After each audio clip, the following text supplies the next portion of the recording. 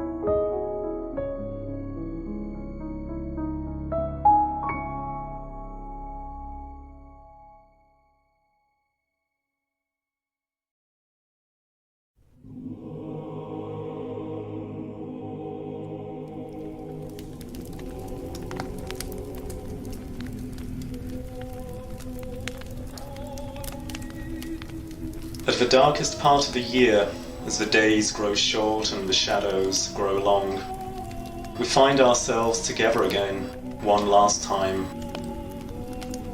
To everyone watching today and to everyone who's joined us over the past 5 years, I say a very big thank you.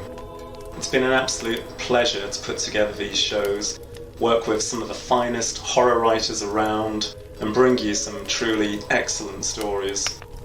I can only hope you've enjoyed it every bit as much as I have. So fill your glass, close the curtains and light up the fire. Settle back and enjoy these final winter tales.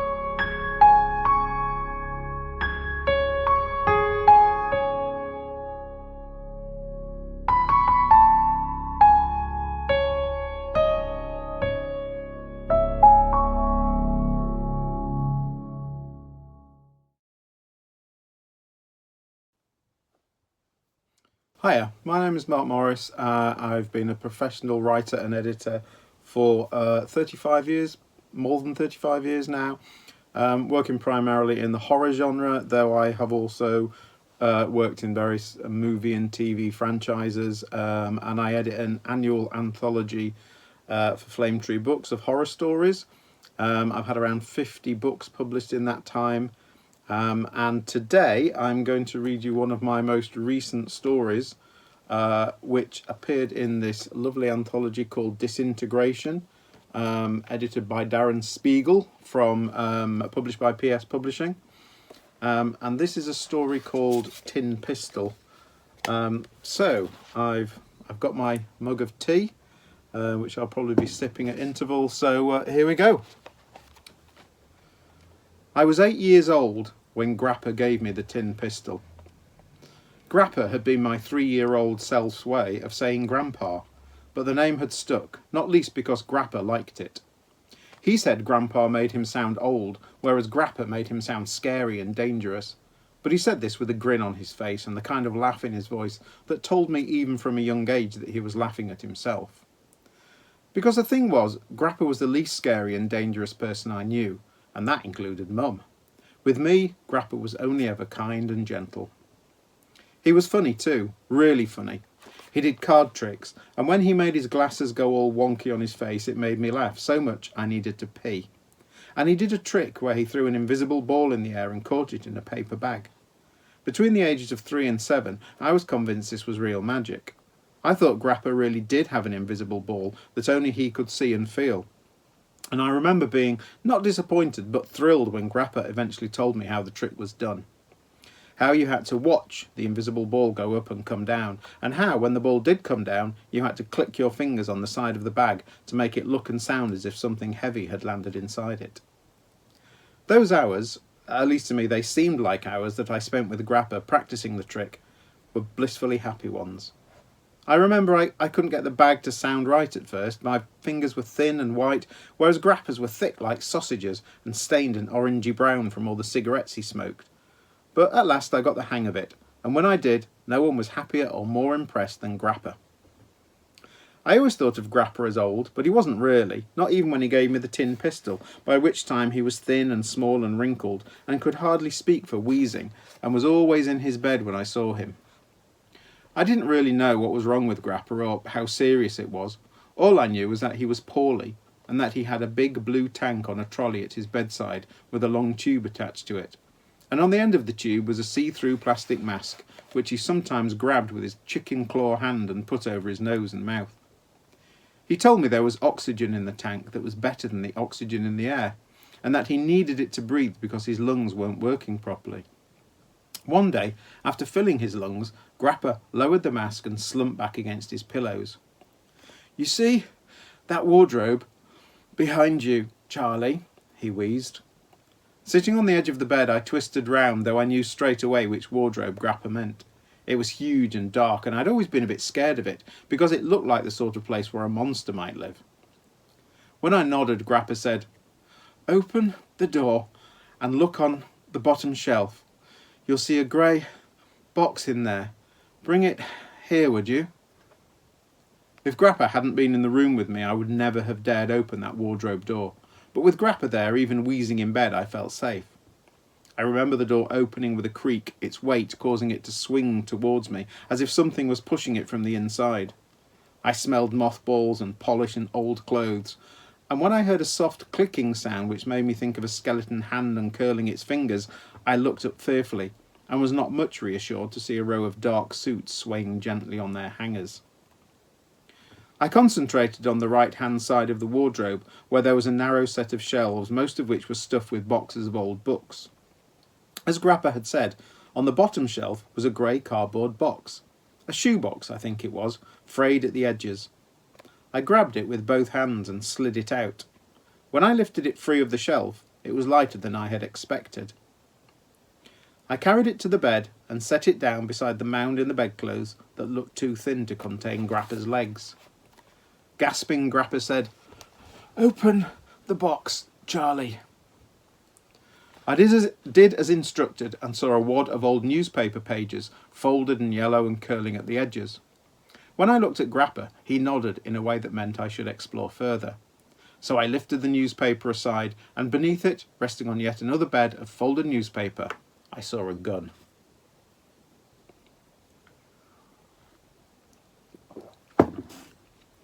Although I was surprised, I knew straight away it wasn't a real gun. The barrel looked like a piece of the thin metal piping you get underneath sinks or coming out of radiators, and the rest was made of bits of metal, square and triangular and rectangular, that had been cut or bent or twisted into shape. All these different bits had been soldered together, the silvery seams that linked them thick and blobby like silver chewing gum. The gun was small enough to fit a child's hand, and it was all one colour, grey metal that might once have been shiny. As a toy, it was basic and crude, and it looked to have been constructed hastily, with more enthusiasm than skill. Needless to say, I loved it. Grappa must have known I was itching to touch it, because he said, "Go on, Charlie, you can pick it up. Just be careful of the sharp edges." I reached into the box and lifted the gun out reverently. Crude or not, it fit snugly into my hand, as if it had been made for it. As I examined the gun, lifting it up and turning it over, Grappa said, his voice a bit sharper than usual, "Where'd you get those bruises, Charlie?" I remember feeling instantly guilty, as if I'd done something wrong. I looked at the bruises on the top of my forearm, 4 brown circles in a row, and knew there was another circular bruise on the underside where Doug's thumb had dug in. I shrugged. Can't remember. Are you sure? Grandpa wheezed, or Grappa wheezed. I nodded, pretending to examine the gun intently so I wouldn't have to look Grappa in the eye. The silence went on for what seemed like forever, and then Grappa released a long whistling sigh. Quietly he said, You know what you're holding there, Charlie? I knew a gun wouldn't be enough of an answer, so I shook my head. It's a disintegrator pistol, said Grappa. A ray gun. I was gobsmacked. For real? Grappa smiled. Before he got ill, he would almost certainly have laughed. But he didn't laugh much anymore, because when he did, it just made him cough and cough. It was real to me, he said, when I made it. You made this? About 9 or 10 I was, just about the same age as you are now. He indicated the cabinet within reach of his right hand, on top of which were stacked boxes of tablets and a water bottle he sipped from regularly. Take a look in there. I crouched down in front of the little cabinet and opened the door. It was empty apart from a VHS video. Lifting it out and looking at the cover, I saw the words Forbidden Planet in yellow writing, and a man in a red space-style uniform with a cool-looking space gun in one hand and his other arm wrapped around the waist of a pretty girl. Behind the man, there was a big black robot with a domed head, which was holding another man dressed all in green in its arms. The colours were vivid, hyper-real, and to this day I remember finding the image a thrilling combination of old-fashioned and futuristic, cheesy and exciting. You know what that is? Grappa asked. A movie? Grappa nodded. One of the greatest sci-fi movies ever made. You know what sci-fi is, Charlie? I did, and I thought about how to sum it up in a few words. Robots and spaceships and different planets, like Doctor Who and Star Wars. I've seen them on video at my friend Nate's house. Him and his dad are big fans. Grappa smiled fondly. After I saw Forbidden Planet on TV, when I was a boy, I wanted a disintegrator pistol, like that one. He tapped the video box with a nicotine-stained finger. I looked from the gun I was holding to the picture on the video sleeve. Grappa's smile widened. Oh, I know my old tin pistol doesn't look much like the one on the picture there, he said. But it was the best I could do with what I had. Suddenly, it struck me that Grappa might think I thought his tin pistol was rubbish compared to the one on the movie poster. I looked at him in dismay. Your gun is cool, Grappa, I said, as earnestly as I could. Honest it is, it's really cool. It's the coolest thing I've ever seen. Well, that's good, Grappa said, because it's yours now. Mine? I felt a bristling, goosebumps-like thrill rush through me. Something to... This time, when Grappa paused, I knew it wasn't because he was breathless, but because he was searching for the right words. His mouth moved, and for a moment I was alarmed to see the glint of tears in his eyes. Then, with an obvious effort, he said, Something to remind you of me when you're not here.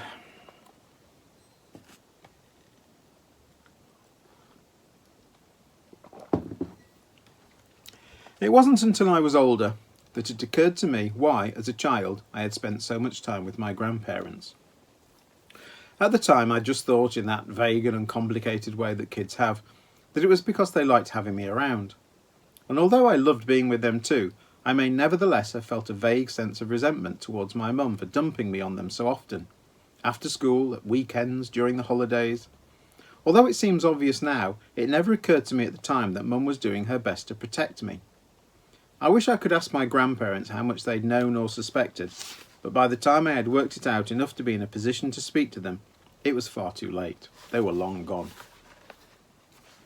When Mum came to pick me up the day Grappa gave me the tin pistol, which was early in the evening after Nana had given me my tea, she said, "What have you got there?"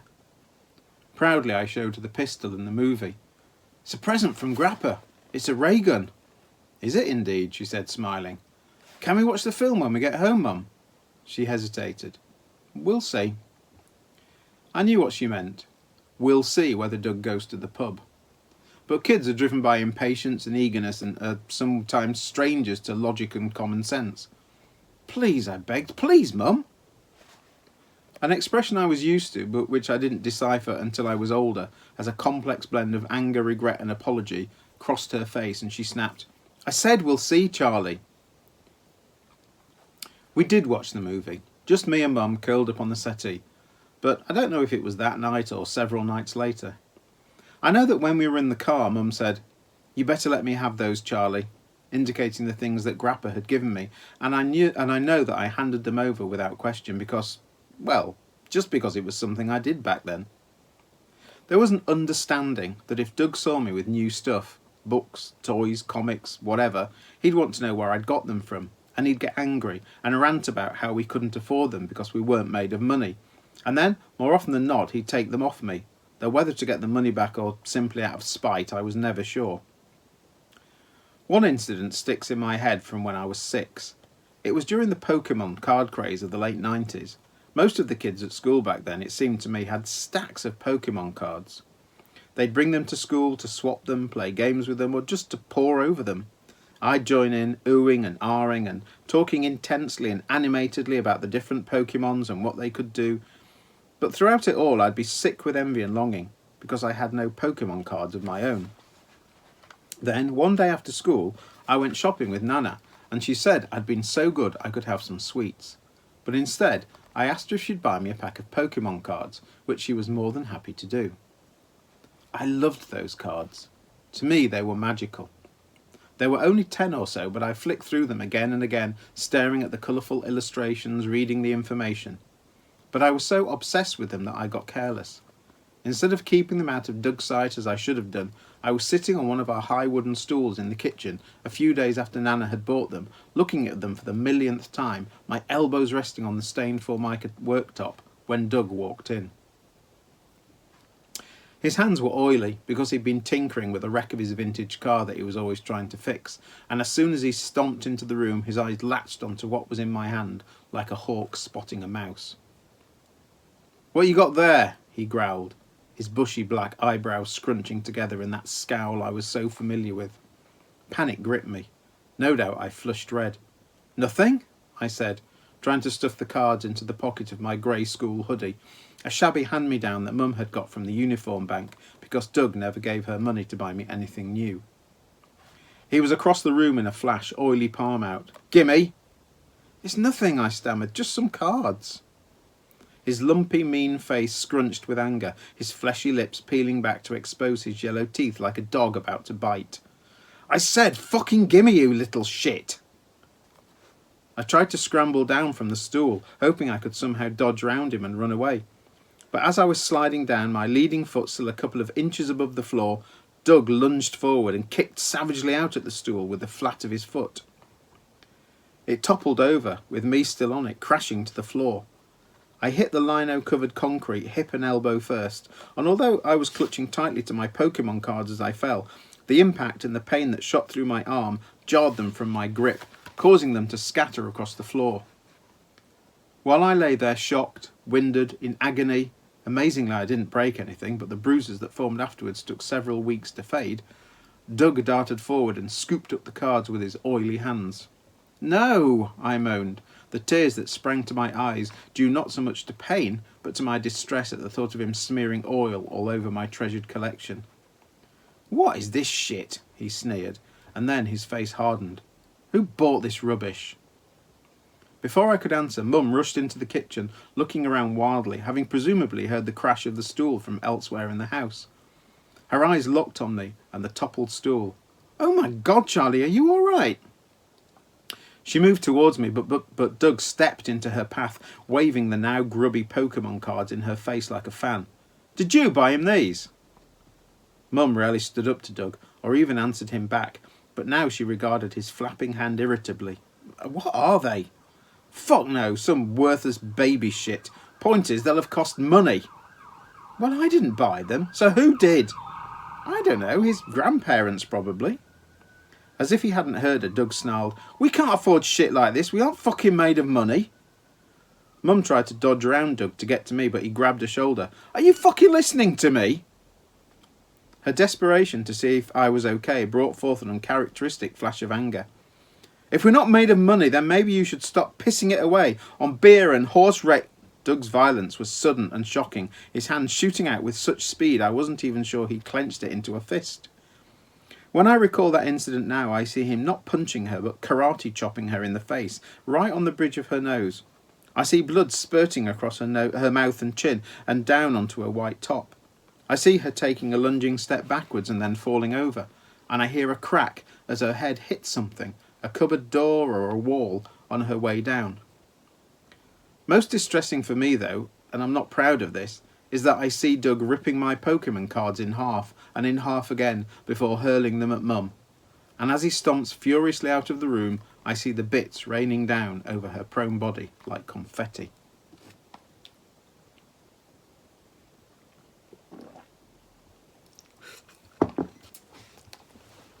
Doug wasn't my dad. Have I already said that? I never knew my dad, and even now I have no idea who he is. All Mum's ever told me was that he was a man she met at a party once while visiting a friend at university and never saw again. As a kid, I remember Mum going on dates, the men, whose faces now all blend together in my mind, coming to the house to pick her up and saying hello to me in a way that made me think they were eager to make friends, or at least make a good impression on Mum. I didn't mind Mum going out, because when she did, she'd ask our neighbour's daughter Fiona to babysit. I liked Fiona. She was kind and pretty, and she'd let me stay up half an hour later than I was supposed to. Mum and Doug must have met when I was 5, but I have no idea why she liked him enough to let him move in with us. And why she ever thought he would be a good stepdad for me, and why she didn't subsequently kick him out when he turned out to be a violent bully, I'll never know. It's not something I've ever asked her, or ever will, because Doug is a subject we never talk about. It's not something we agreed upon, it's just one of those things. Looking back, I can't even remember whether Mum was there when... But no, I'm getting ahead of myself. I only ever saw Doug hit Mum that one time, and although he kicked over my stool with me still on it, he never hit me at all. Although that doesn't mean he didn't hurt me. When he was angry with me, and it took hardly anything to make him angry, he would grab my skinny arms hard enough to leave bruises, as Grappa had noticed that time, and drag me out of the room so fast my feet would go out from under me. Sometimes he'd grab my shoulders and shake me hard enough to give me a headache, and there were times I remember him pulling me along by the hair. Sometimes, too, he'd throw things at me. Cutlery, bottles, books, whatever came to hand, and it was only thanks to my quick reflexes and a certain amount of luck that he never did me any serious harm. Whether he got gradually worse through the 3 years that he and Mum were together, I can't recall. Looking back at him from the perspective of adulthood, I suspect he was a poisonous bastard from the start. My impression now, although it might not have registered at the time, is that he was a simmering, seething volcano of rage, and that me and Mum, who were living in the volcano's shadow, were perpetually on edge, wondering each day whether this would be the one in which it finally erupted, belching out fire and death and taking us with it.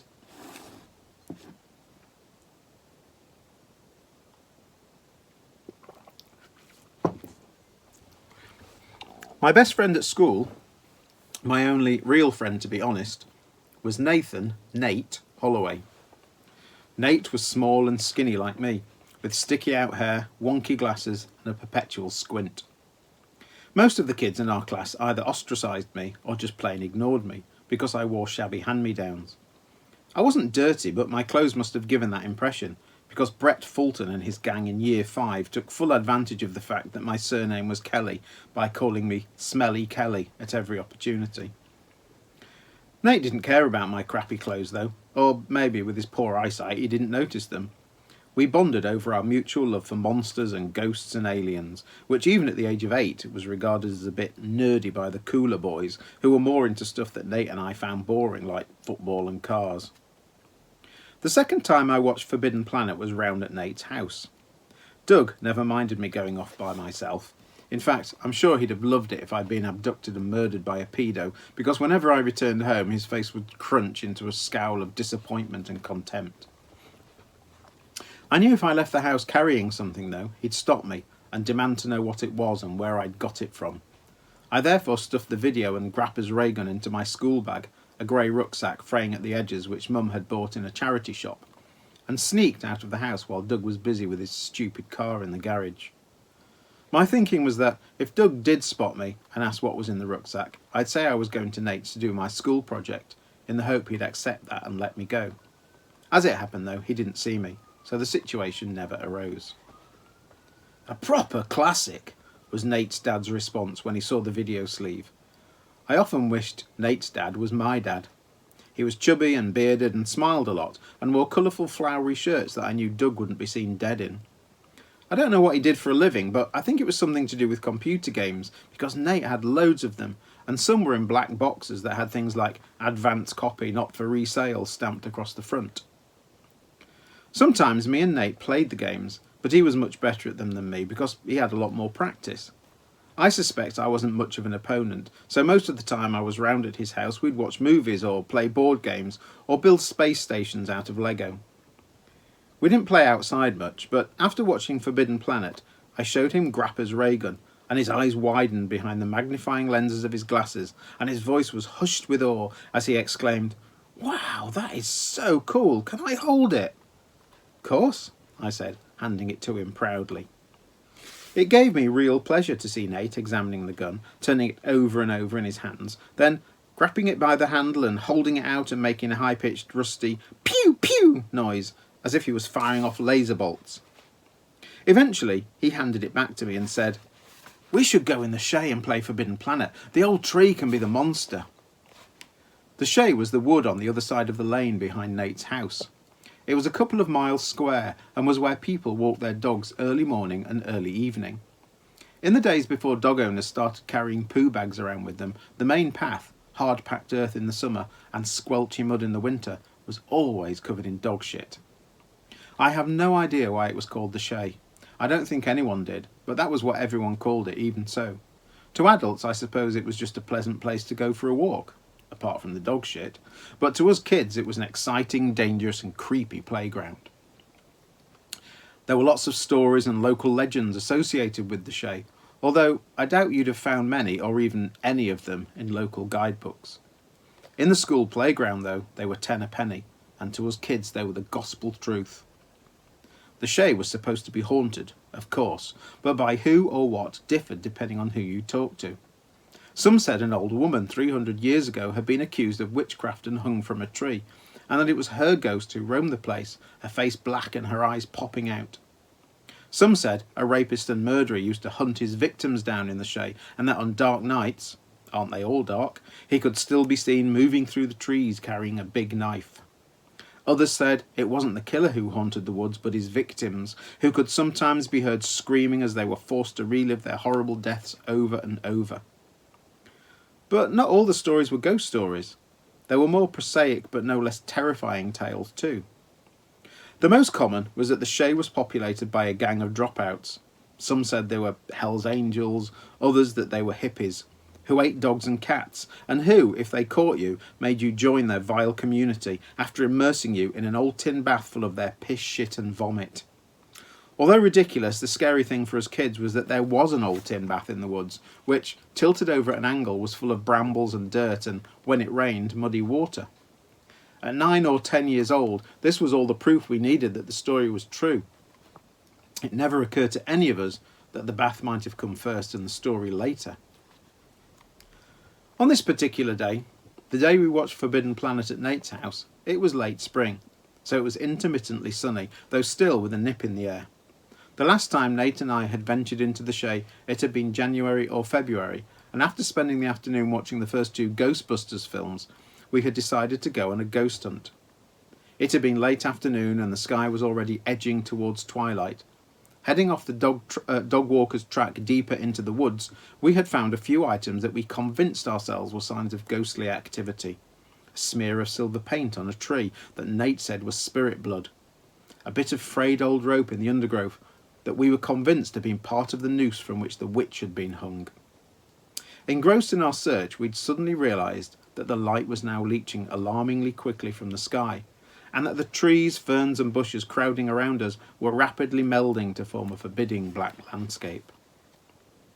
It was then we started to hear stuff, or at least, with our other senses becoming more attuned as our vision faded, we started to pay more attention to the noises that had doubtless been surrounding us all along.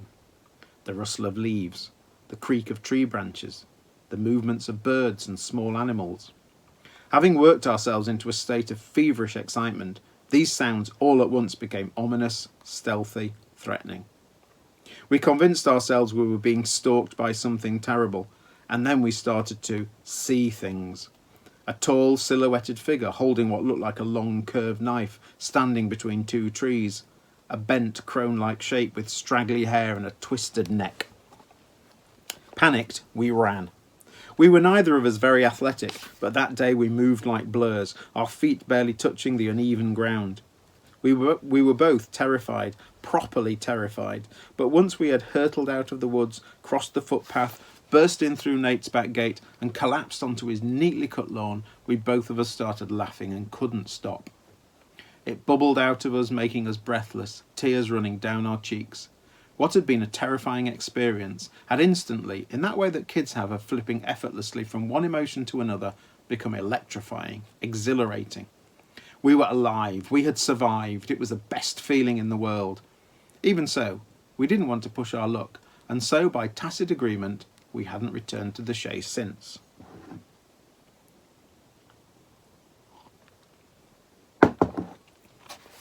Now though, enough time had passed to allow us to draw a line under that experience. Plus, it was daylight, and would be for hours yet.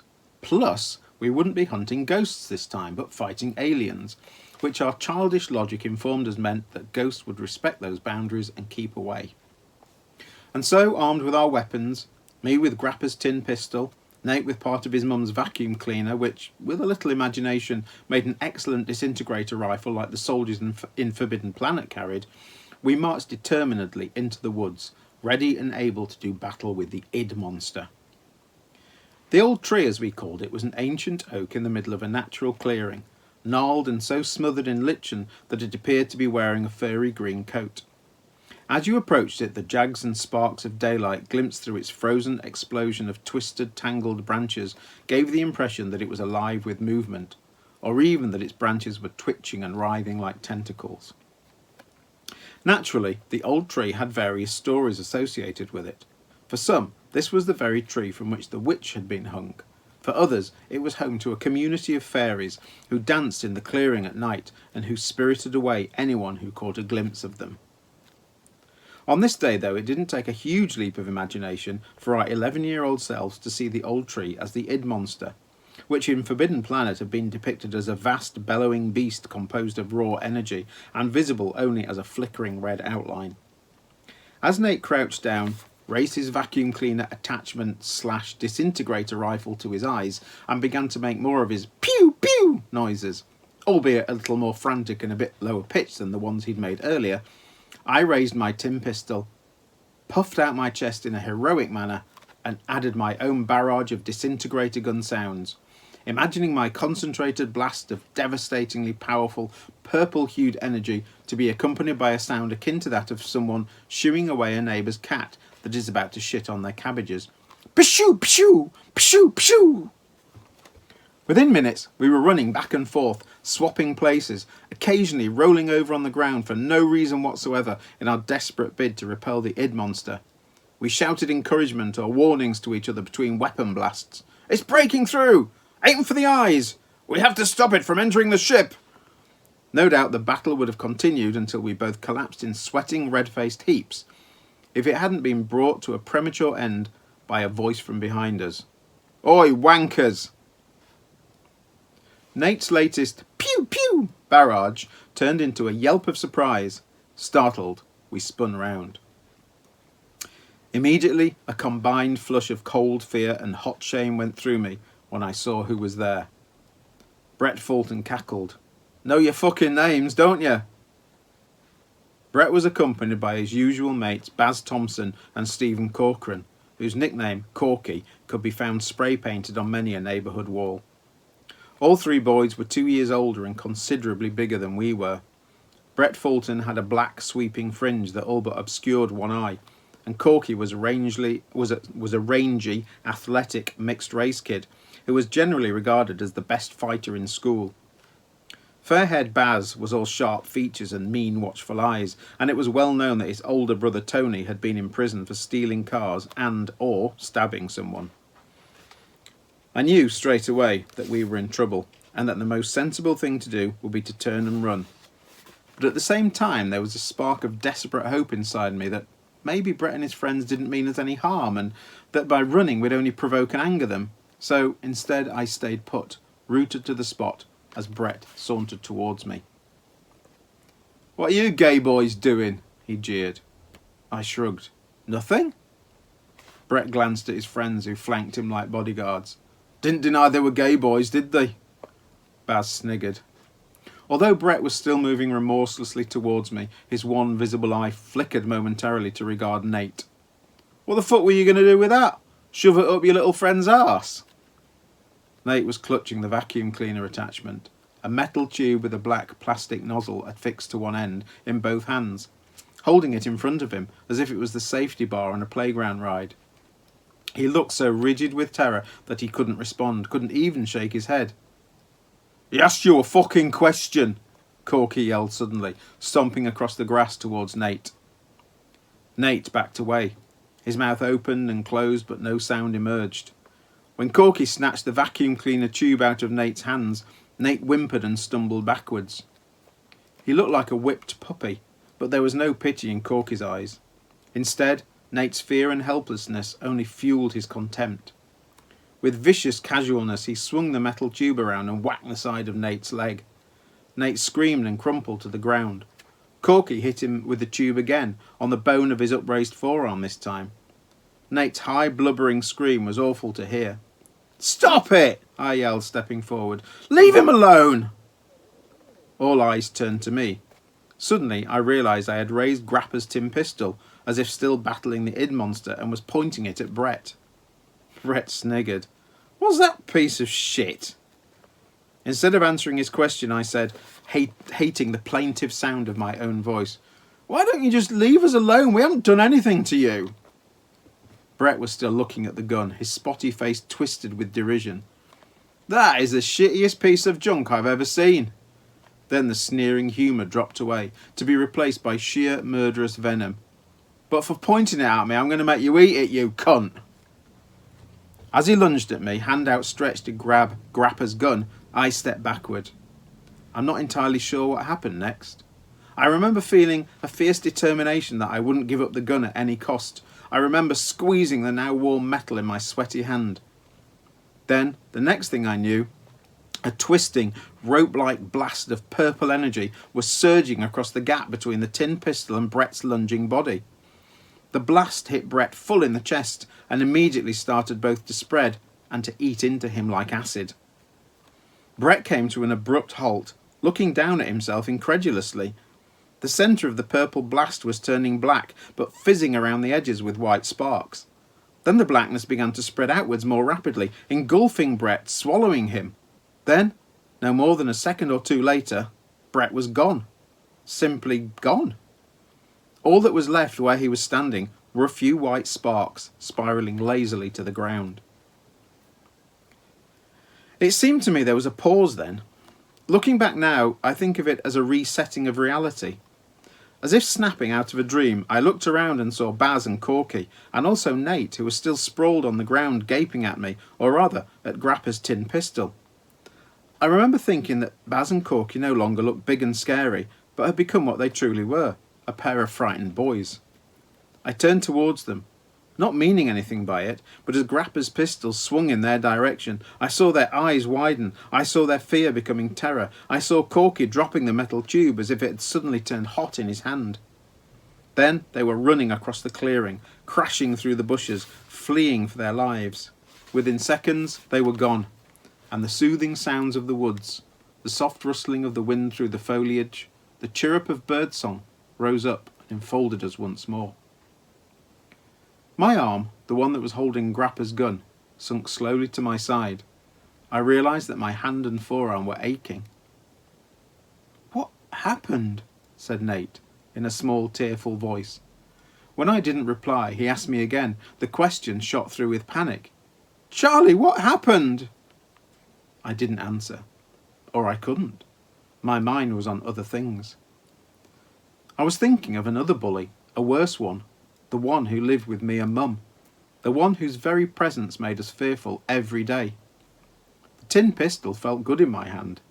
It was an old, tarnished thing, crudely made, but it felt good. It felt right. "I have to go home," I said. I hope you enjoyed that. Goodbye.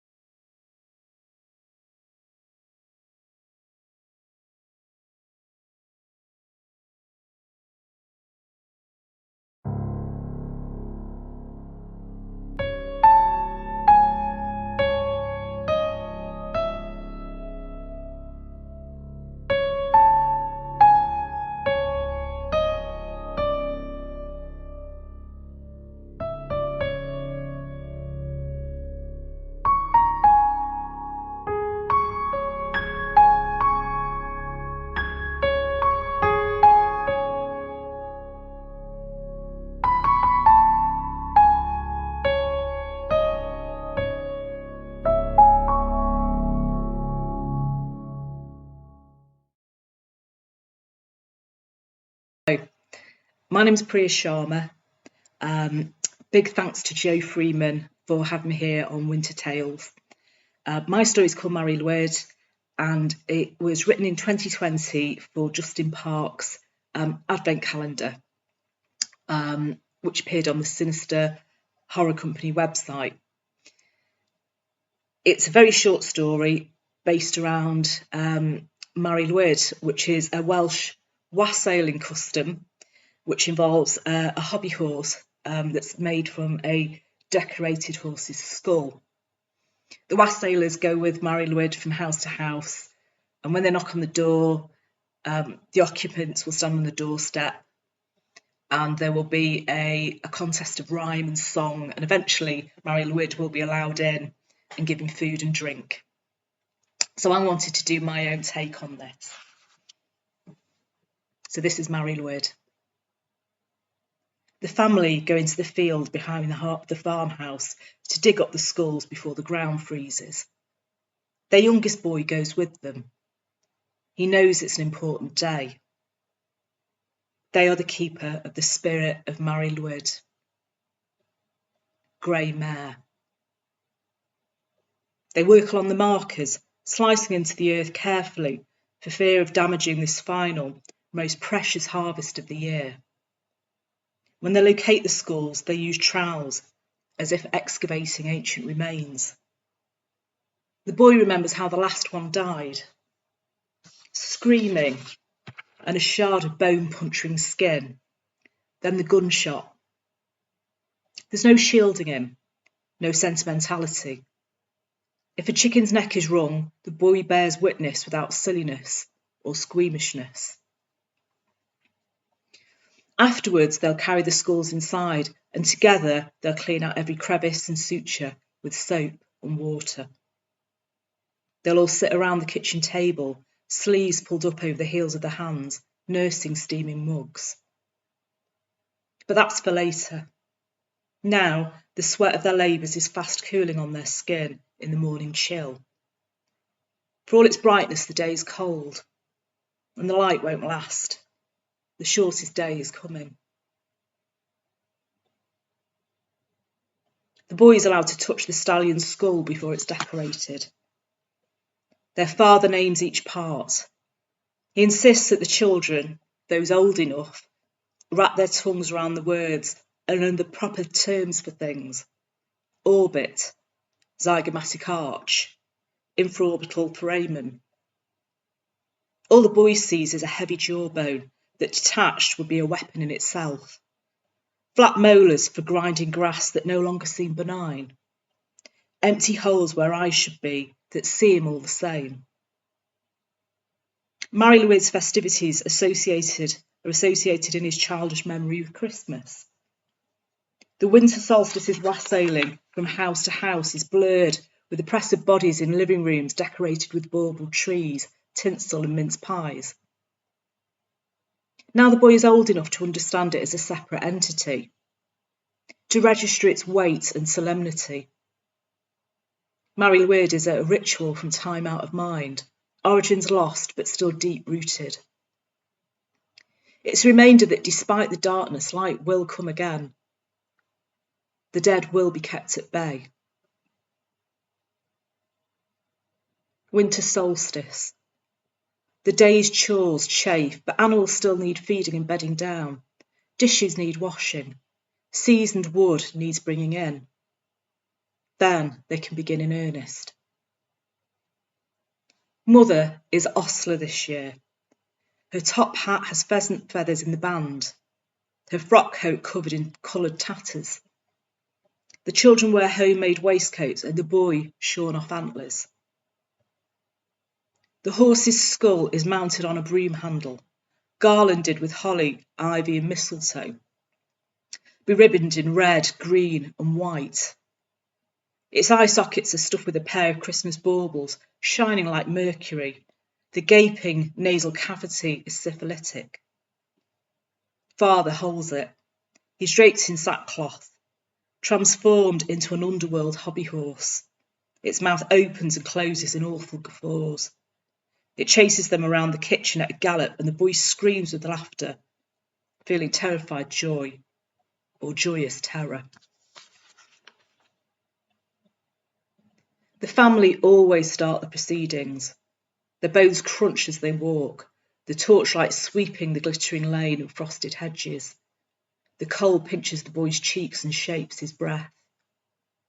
They knock at the first house they come to, and the Christmas wreath looks jolly on the red door, which opens in a rectangular brightness. Then comes the standoff, a contest of rhyme and song. Valen occupants stand aside to let the victors in to be fed and watered, but this ritual has evolved. The household follows them out with their own Mari Lwyd in tow. On they go, separating to bang on doors with ribald calls. Their numbers swell exponentially until the whole village is out, a herd of Mari Lwyds with them. They're an arresting sight. Bejewelled, eyes full of fairy lights, bridled, resetted, hung with bells that tinkle as they canter. The parade ends at the village boundary, the weathered marker like a gravestone. There's a bonfire and dancing. An old woman plays an accordion with twisted fingers. It wheezes along with her. A drummer beats time on a stretched hide. A man fiddles on an instrument of his own making. Candles glow in the dark skulls that line the border. This darkest, frostbitten day is when the divisions are weakest. Worlds abut one another, and darkness must be satisfied, or it will devour the light. The final Mari Lwyd is brought out, bridles hide with enough ropes to keep it from bolting. It tosses its head, gives a jolt, but the fight it had when they took it has gone out of it. When it smells the fire and hears its crackling, it grunts and bucks. An ostler puts a foot into the back of its knee to fell it, and they all crowd around. Divested of its decoration, it's just a man. Young, blonde, top-knot, heavy-bearded. He says something in a guttural foreign language, and then, please. He looks directly at the boy who looks back at him, impassive, taking his cue from the faces around him, the steady weight of his mother's hands on his shoulder. Death is a swift knife to the throat. Blood caught in a cup to be sprinkled on the borderline. It anoints the skulls it splashes. The remains of the young man will be steeped in lime and his skull retrieved to join the others in the farm's earth, ready for harvesting the following year. The boy goes over, holding his mother's hand, and they touch the handsome face by way of thanks. Next year he'll bear the candle in the empty space that now holds his brain, and he'll join the other emissaries, for the dead only listen to the dead, and he can go where the living have no place. Thanks for listening.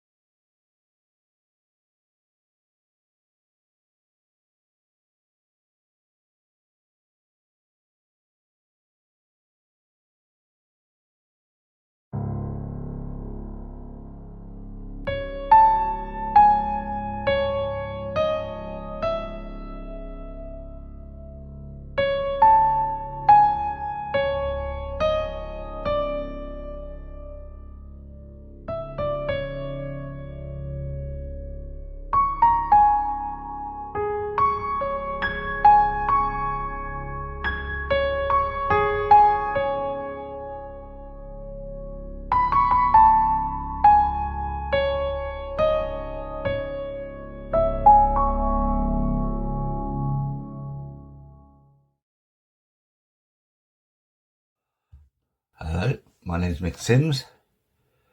Since 1972, for about 50 years, I wrote ghost stories, supernatural and horror novels, crime novels. I edited and published Enigmatic Tales and its sister titles, Darkness Rising and other titles. And I did all of that with a bloke I'd known for 60 years. And that man, of course, was Len Maynard. We wrote under L.H. Maynard and MPN Sims, and later on as Maynard Sims. I don't write with Len now. And the reason is, sadly, he died in November 2023. So this reading is in tribute to him, and I hope you enjoy it. It's called Hoping It Wouldn't Be Too Late. It's set in London. It deals with parental expectations in part, and with the tie that home often has on us. The feeling the character in the story has of everyone watching him at all times plagued me for years when I was younger, especially in my teens. I would walk along the street, hands in pockets, head down, hating the fact that, in my head, I was being constantly observed. So, hoping he wouldn't be too late. He hurried along the street, head bowed against the raging rain, grateful that the wind-blown water masked his tears. It would be too late, that was what he feared the most. They would arrive at the house, but it would all be in vain. He hadn't got there in time. It would be Melissa's fault if his haste was to be wasted. He knew that, and he'd been less than moderate when he said as much to her before he left. Their relationship was well beyond the honeymoon period, and pretence at more than casual affection was a memory that he continually found it hard to engage with. Perhaps they should never have married. It was too late for that now, of course, and he had other matters to occupy his mind. Would he get there in time, while it was still worth it? He skipped around an overturned dustbin on the pavement and almost lost his footing on the damp concrete. That would never do. The old neighbourhood wouldn't be forgiving if one of its own fell over in the street. There were rules about that kind of behaviour. He'd never actually seen them written down, but it was acknowledged that residents of the area expected a particular standard of decorum, and falling down, even when sober, was definitely an offence to be frowned upon. Why he was crying he couldn't explain, and so it was just as well there was no one about to ask him. He was certain there would be spying eyes behind the drawn curtains, fingers lifting slats of blinds to peer out at the hurrying stranger. That was what they would assume, he knew, a stranger, even though he'd been born here and lived most of his life in this very street. Recognition faded, and he had been gone a few years. Houses had new owners, people who might recognise him would have grown old, and some wouldn't have known who he was, even if he introduced himself. It was a wide street with grass edges to the pavement and leafless trees at regular intervals. The houses were large and well spaced out, with cars confined to the driveways.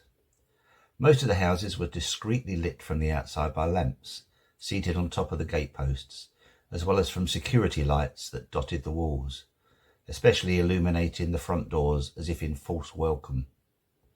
Some were in darkness, the residents no doubt in a room at the rear of the property, while some had dim light showing through thick curtains at the front, televisions flickering. He barely glanced at the houses as he hurried on by, but their details registered in his mind, familiar yet alien. The wind had picked up since he left the train station, and his coat had proven to be less protection against the rain than he might have hoped. He was soaked through around his ankles and below the knees. His hair was plastered to his head, and rivulets of moisture dribbled down his neck. He felt miserable. How appropriate. How comfortable. He blamed Melissa for much these days, far more than just delaying him today. She had taken him away from here. That had been the start of it all, the first step on the slow descent. It hadn't always been discord. He was brave enough to admit that, if only to himself. When they met, he had been overwhelmed by the sensations that surged through him, a love that he had only read about in the books that he devoured in his room, when the lights had been turned out in the house, and the illusions of sleep had been switched on.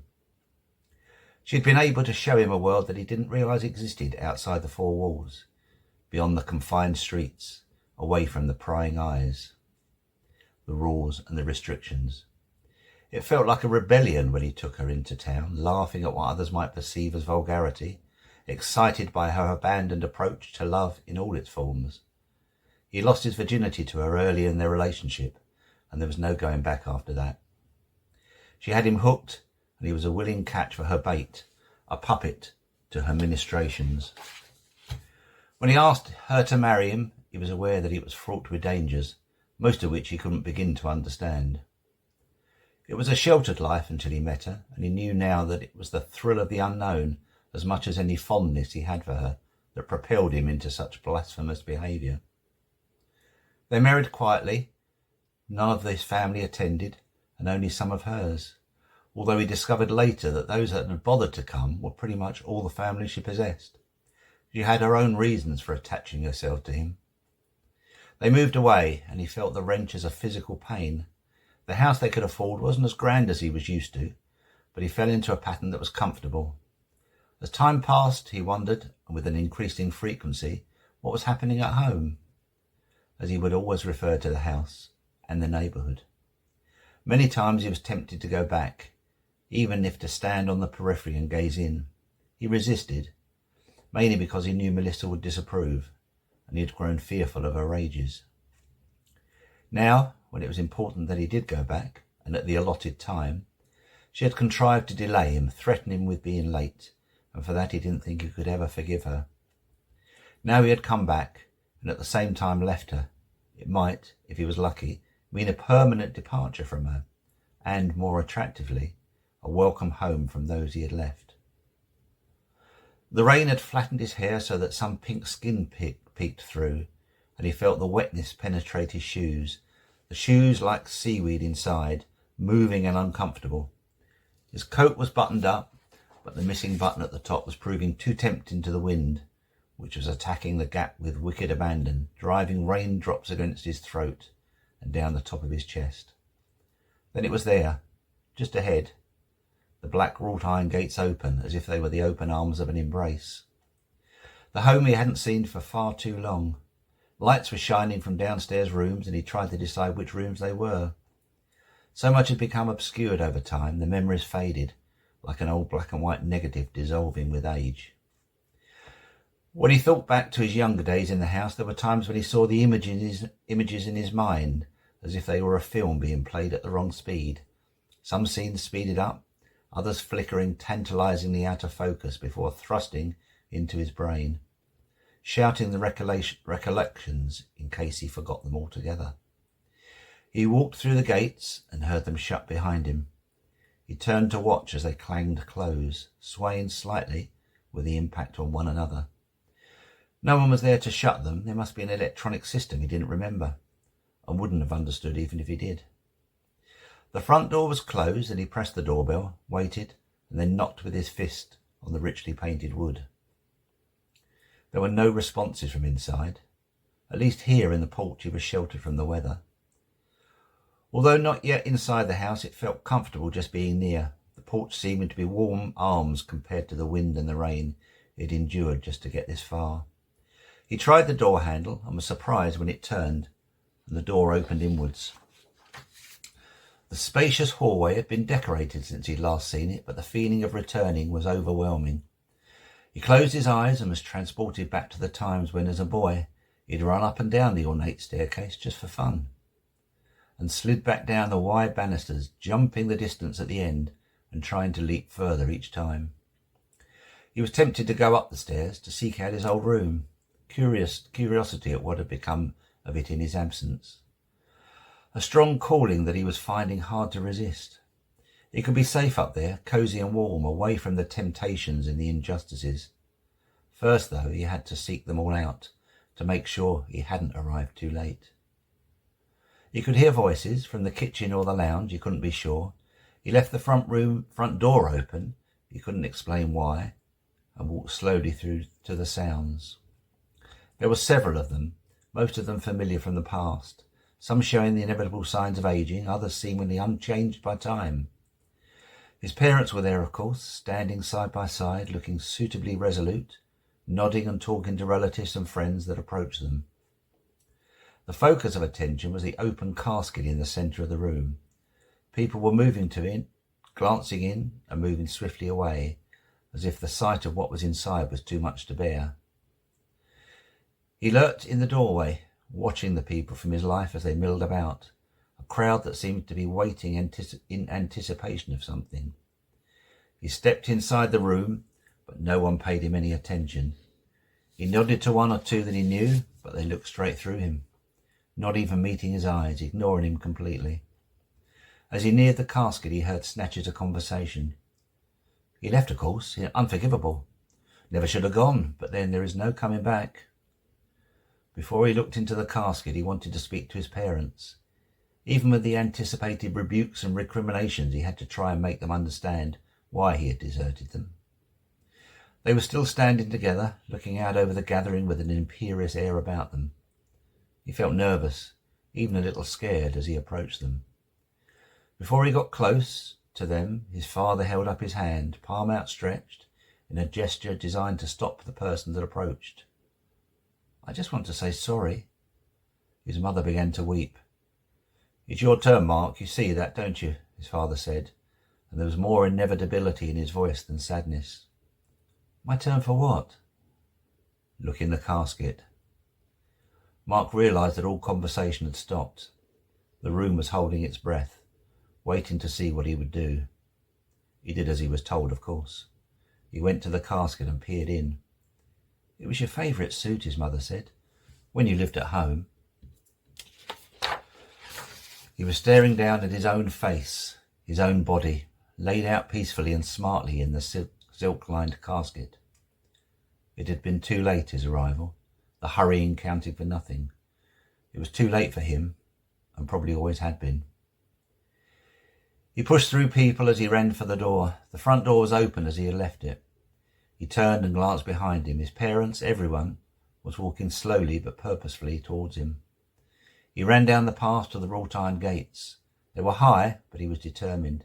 He scaled them, and as he dropped onto the wet pavement on the other side, he felt his ankle twist underneath him. The pain was excruciating, but he hobbled away from the gates, away from the house. It was then that he saw the others. Each house in the street had its doors open, and everyone was crowding out onto the pavements. He recognised some from the old days, but others were strangers to him. They were forming a barrier across the street, preventing him getting away. "It's your turn, Mark," he heard voices call out. He stopped. There was nowhere to run. He had come back, and now he would never leave again. Behind him he heard the gates to his house open. When he looked back, his parents stood just inside, the rest of the gathered people poised behind them. His father took a step forward and held out both his arms. Mark walked towards them. He was going home at last. Thanks, everyone. That was dedicated to Len Maynard, 1953 to 2023. He was a good bloke, Len, a fine writer, and a good friend and family man.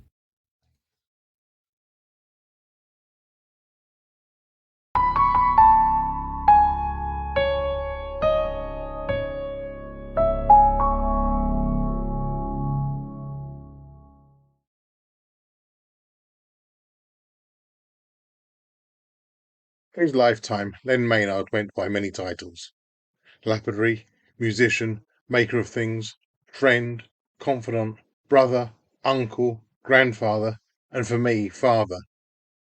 But the title he was known by most was writer. Over his 50-odd years writing along with his co-author Mick Sims, they wrote in several genres, including crime and thrillers. For me, though, and probably most, above all else, they were writers of supernatural and ghost stories. Whilst they gained a moderate success, a wider fame, which I think was deserved, eluded them. I know Dad would have liked to have seen his work adapted for the big screen or television, but it was never to be. So the following is my attempt in his honour as to something he might have liked to have seen. I miss him terribly, but I'm thankful for the time I had with him and all of his influences on me. I present Non Omnis Moria.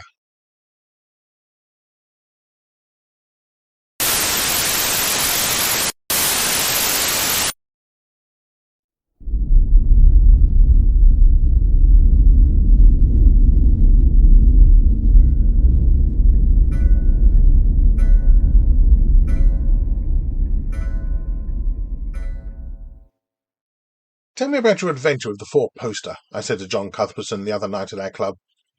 He puffed on his meerschaum thoughtfully. "Who told you about that?" he said at last. "Jennings," I said. "Didn't give me any details, just suggested I ask you to tell me about it." "Trust old Jennings. Probably found it most amusing. Very well, then. I'll tell you about the four-poster.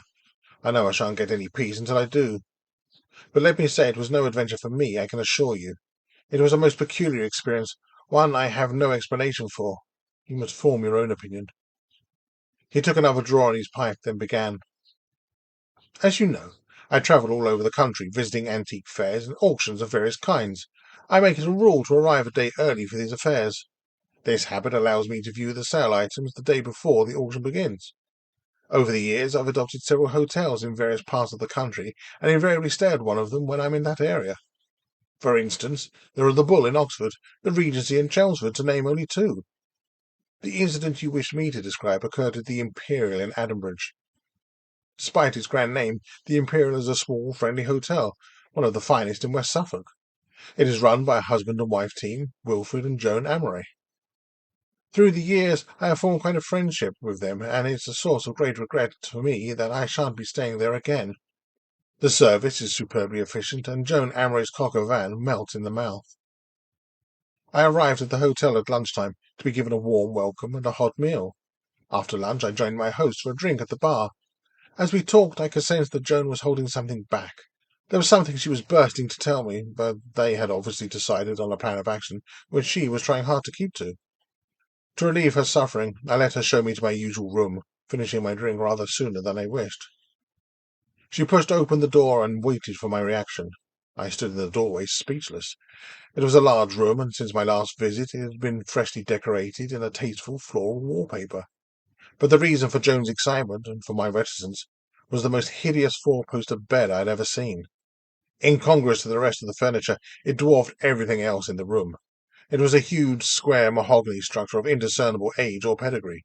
The woodwork was elaborately carved with interwoven snakes and ivy leaves, which ran along each post, and the hangings and canopy were of a heavy, deep red brocade. On the end board was carved a Latin inscription, which I took to be a motto of whichever family had originally owned the monstrosity. Joan Amory was evidently eager to hear my opinion of the bed. She fussed around it, smoothing the brocade unnecessarily. "It's certainly unique," I said rather lamely. She took this as a compliment, and consequently spent the next 10 minutes telling me how they had obtained the bed at the auction of a large estate over Halborough way. I remembered the occasion, and thanked heaven I had been otherwise engaged at the time. Apparently the original owner of the bed had died in it, under peculiar, not to say suspicious, circumstances, although she did not seem to have inquired into what those circumstances may have been. She finished by announcing proudly that I was to be the bed's first occupant in its new home, which, given the fate of the occupant last to have slept in it, was not, perhaps, the most tactful of offers. Nevertheless, I told her it was a privilege, and she left the room smiling, convinced I approved of her taste in furniture. Actually, I'm not a lover of four-posters at the best of times, as I tend to experience a touch of claustrophobia in them. I checked the silk cords which held the hangings back against the posts, and they seemed firm enough. Then I patted the mattress a few times, and found it to be quite comfortable. I am accustomed to sleeping in strange beds. There was no reason why this one should bother me too much, despite its ugliness. I lifted my overnight bag onto the bed and began to unpack. The afternoon passed uneventfully. I went to the pre-auction showing and marked down a number of interesting items in the catalogue. It is always as well to have a quiet word with the auctioneer if you can at these country sales. Nothing underhand, of course. Just let him see your face so he recognizes you for the next day. It's often an advantage. I returned to the hotel at about 6, collected the key from the desk, and went off to my room, with Wilfred Amory's description of dinner making my mouth water. I unlocked the door and entered the room. To my surprise, my overnight bag had been moved from the bed and placed on a chair by the window. Not only that, but the bedclothes had been turned down, ready for occupancy. This was most unlike the Amorys, who knew how particular I am about my things not being touched. I came to the conclusion that it must be the work of an overzealous maid who had not been advised of my habits. For the hour before dinner, I browsed through the auction catalogue, planning my strategy for the coming day's bidding. By the time the gong sounded from the dining room, the trivial episode of the bag and the counterpane was quite forgotten. After the meal, I returned to the lounge with a book, my pipe, and a decanter of Amory's excellent old crusted port.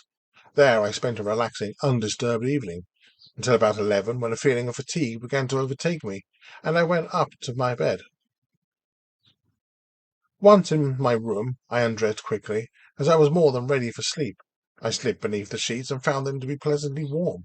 In fact, had I given the matter more consideration, they were warmer than they should have been, given the time of year. The bed was a good deal more comfortable than I had expected it to be. I settled down easily and was soon asleep. I wish I could say I spent a restful night. Here Cuthbertson paused. He leaned forward in his chair and emptied the meerschaum into the grate. Then he took an old briar from his jacket pocket, filled it with his usual mixture, and lighted it, sucking deeply on the stem. I'd observed this ritual many times during the years of our friendship. Cuthbertson was as serious about his pipe smoking as he was about everything else in his life. He would no more consider refilling a warm pipe than he would miss a sail at Sotheby's. When the pipe was drawing to his satisfaction, he continued. Almost immediately my sleep was punctuated with periods of waking. While I was awake, my attention seemed drawn unnaturally to objects and sounds both inside and outside the room. I heard a fellow guest tramp loudly along the corridor. My wardrobe door slowly creaked open and banged against the tall boy. There was a draught by the window, because the curtains kept twitching back and forth.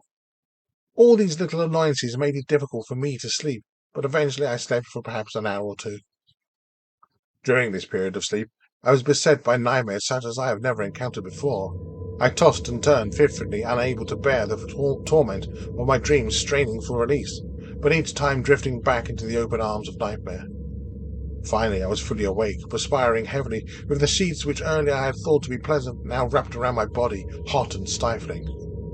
I stretched out my hand to turn on the bedside lamp and touched the heavy brocade of the hangings, which were now drawn around the bed. There seemed to be no air in the room. I felt as if I was suffocating. Then from somewhere in the room I heard a creak of a floorboard. This was followed by another, and the realization soon came to me that there was someone in my room. From the side of the bed came the sound of laboured breathing. I sat up and was about to open the hangings when they were violently jerked aside and a face thrust its way into the opening.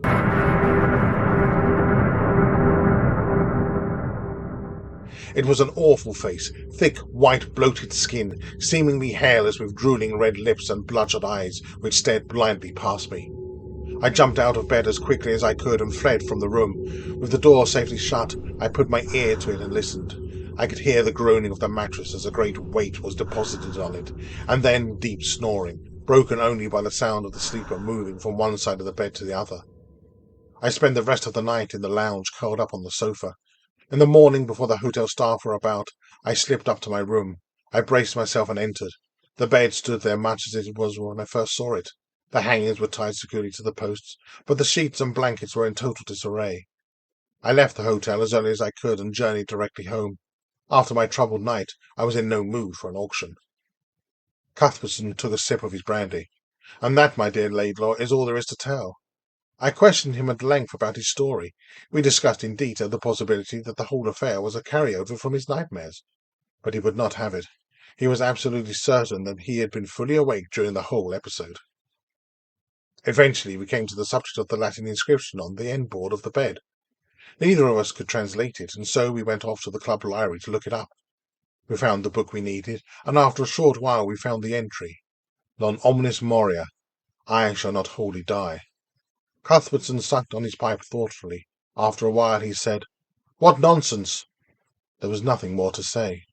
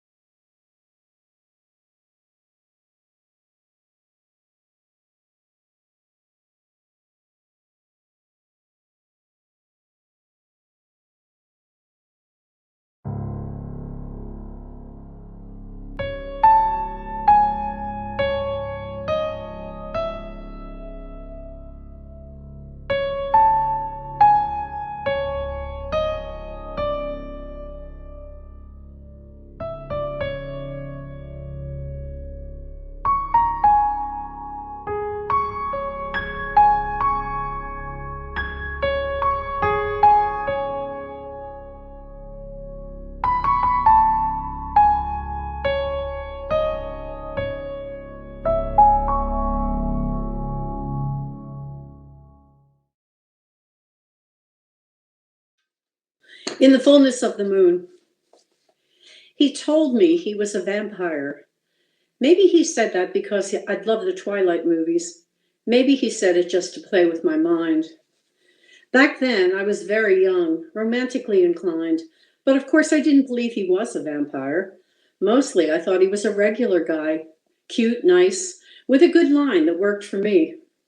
Sometimes he'd nibble my neck, but it was more of a hickey, and he never pierced my skin, at least not then. We dated for 6 months. I only saw him at night, never in the daytime. All the better to keep the vampire fantasy going. I guess I was naive, or maybe just stupid. I'd only had one boyfriend before him in high school, and I'd never had sex. It's not that I was saving myself for the right guy. I was more waiting until it felt right. It didn't until I met him. But he was old school, he said, and wanted us to be married. I kept thinking how different he was, and that I'd never met a guy like him before. That was maybe my most accurate thought. I guess the courtship was normal, I don't know. When I used to read women's magazines, and they gave lists of how it should or shouldn't be with a guy, everything indicated our love song was playing. I convinced myself it all sounded right, and didn't really pay much attention to the wrong notes. So when he asked me to marry him, I said yes, and joked, "Do we have to get married at night?" "It would be better," he said seriously. He picked the date, Saturday, October 31st. To my mother's horror, we had a twilight wedding, not in a church, outdoors, in a copse of trees under a full moon. Immediately after the ceremony, we left my mom and my best friend and went off for our first night together. It's very hard to convey what happened. My memory is clawed by the terror of thinking about my wedding night. We weren't in a hotel, but in a cabin in the woods he owns, far from everyone, far from help. I remember standing at the window, staring at the gorgeous full moon, a blue moon, thinking how happy I was, how lucky. And then everything changed. Details are hazy, but I know it all began in a normal way. We kissed and hugged in the darkness, just a few rays from the full moon outside the window, offering a silvery glow, and it seemed so romantic at first. Soon he turned aggressive. He'd never been forceful with me before, just sweet and charming, like I said. I remember trembling as my fear escalated, afraid to say anything, because I wasn't really sure how it's supposed to be between a husband and wife. And then I noticed the smell. It was as if it had rained, and the wet earth and the dying leaves had taken on a moldy odor reminiscent of death. At some point, I tried to push him away, and that's when he snarled like an animal, and I couldn't budge him. His skin felt strange, colder, hotter, then not like skin at all. In the shadowy room, he seemed to be altering, but I didn't have time to investigate. He went for my throat. The deep bite hurt. I screamed and thrashed, but his weight held me down, and I felt blood draining out of me fast. At the same time, he tore into me in another way, and that pain too shocked me. It's funny what you do and don't recall when you've suffered a trauma. I have no idea how long this went on. I just remember that the moonlight vanished, leaving the room and my life in a complete bleak darkness. I woke the next evening to find my pale husband lying beside me, blood everywhere, mine. My aching body was stiff. I dragged myself out of bed and stumbled to the bathroom. When I saw my reflection in the mirror, I was stunned to silence. My throat had been almost torn open. I don't know how I survived such mutilation. My body trembled uncontrollably and I began to sob. Suddenly, he was behind me. His face seemed cold, inhuman.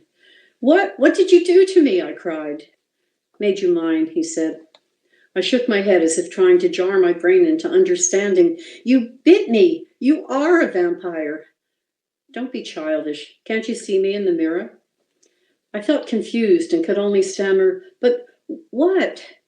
"Lycanthrope," he said. "Werewolf. As you are now. It's only the full moon that matters. Do as I tell you, and you'll be all right."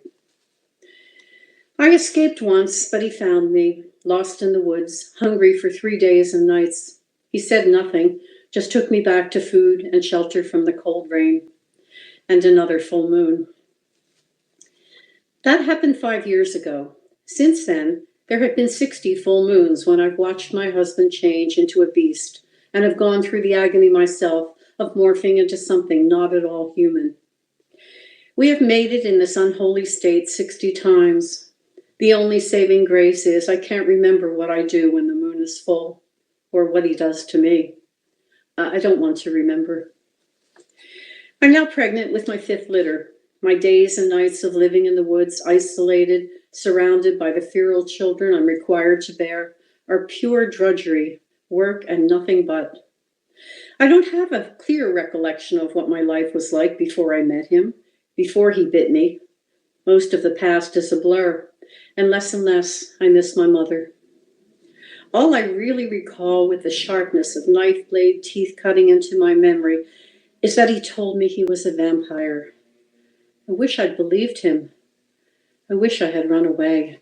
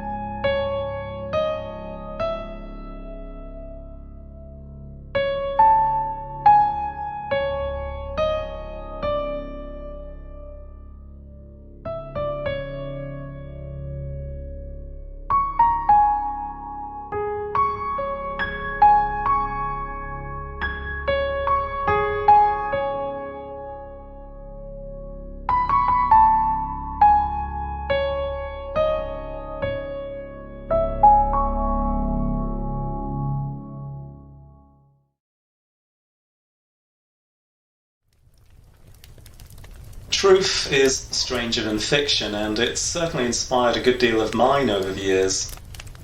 The following story is based on something that happened to me when I was 20 years old and had taken my girlfriend to the English Lake District for her birthday. Though the characters and their relationship in this tale have been invented for dramatic effect, you'd be surprised how much the rest of it actually happened. And in fact, the real-life incident was much more bizarre. Never one to let a good trauma go to waste, I wrote this story shortly after our return home. Buy me a drink sometime and I'll tell you all about it.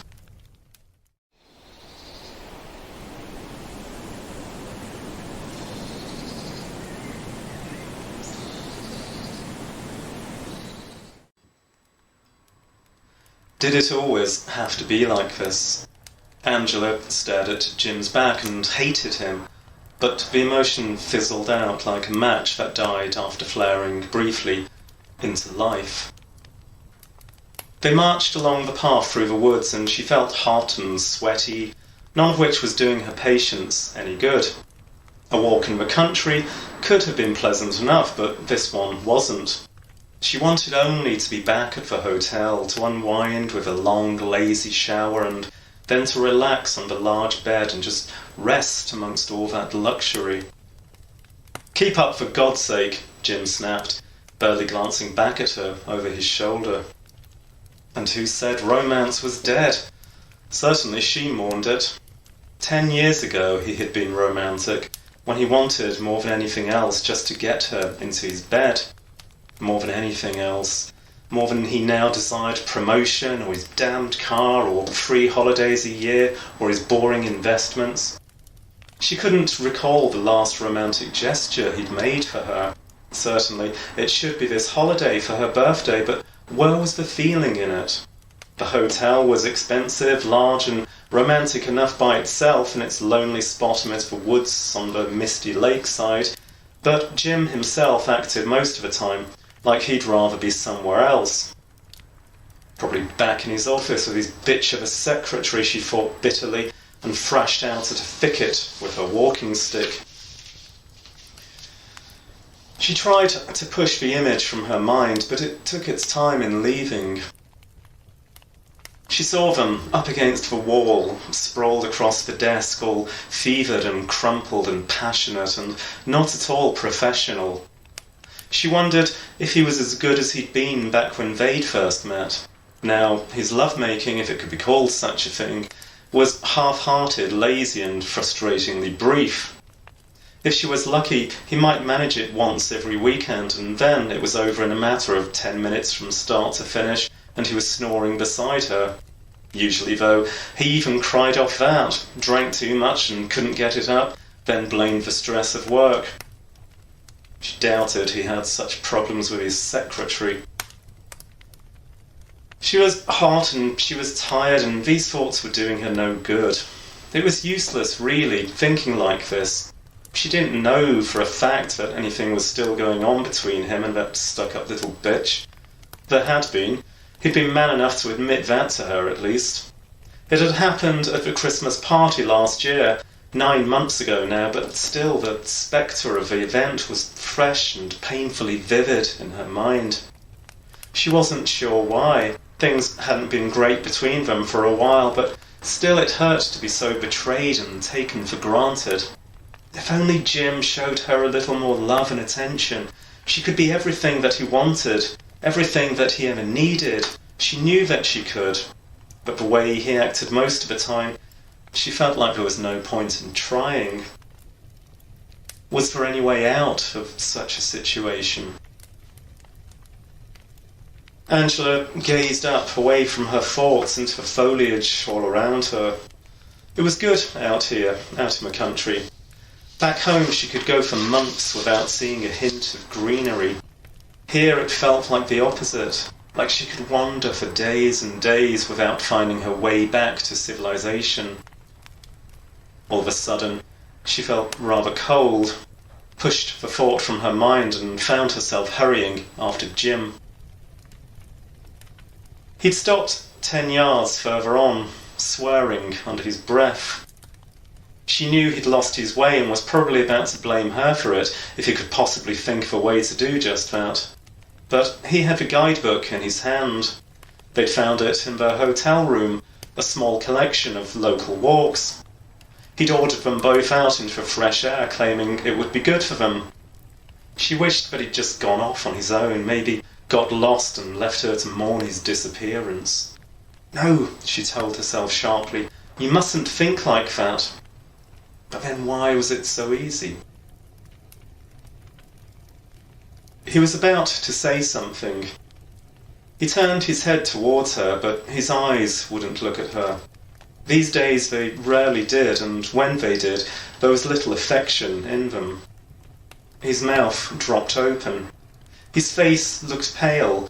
The tan from Spain had faded, leaving him pasty white, and the blue around his unshaven cheeks reminded her of fish skin.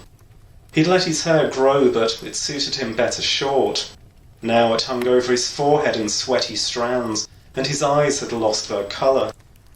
She wondered if he looked at her this way too.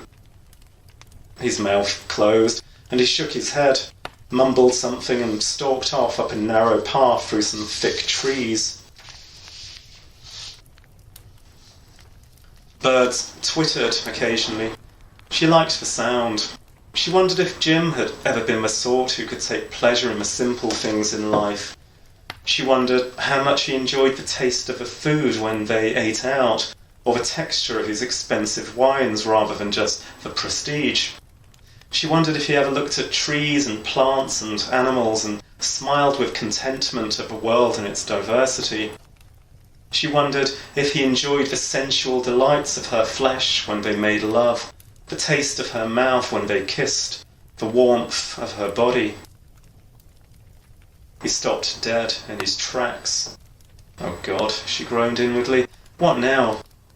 Listen, he hissed, and she stumbled to a halt a few paces behind him, but he said only, Can you hear that?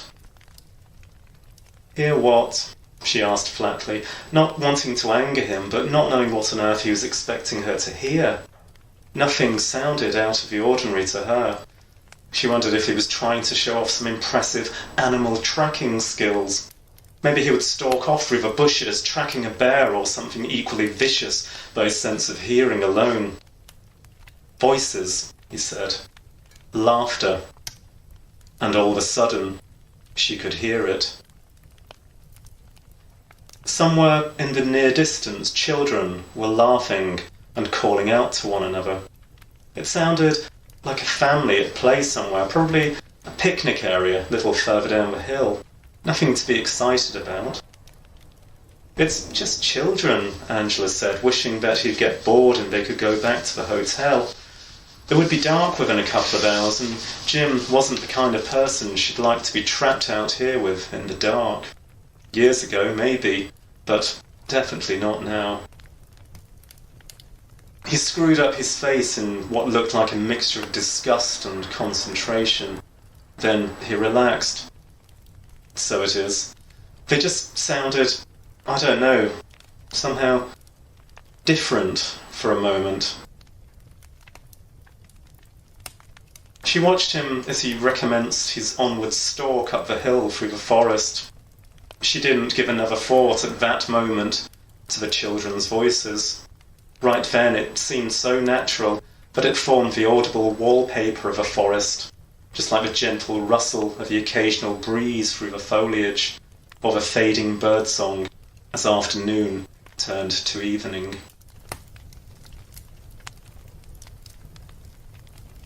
Angela couldn't find distraction in the rest of the walk. She wanted to lose herself in the peaceful countryside, but everything just seemed to irritate instead of relax her. This oppressive silence, the clammy heat making her aware of her sweat-soaked body beneath her heavy clothing, Jim's moodiness. Even her thoughts couldn't form enough substance to carry her away on some meaningless fantasy. She felt trapped and awkward, and she found herself hating Jim for making her feel this way. "Better set off back," he called out after they'd meandered pointlessly around some lakes secreted in the hills.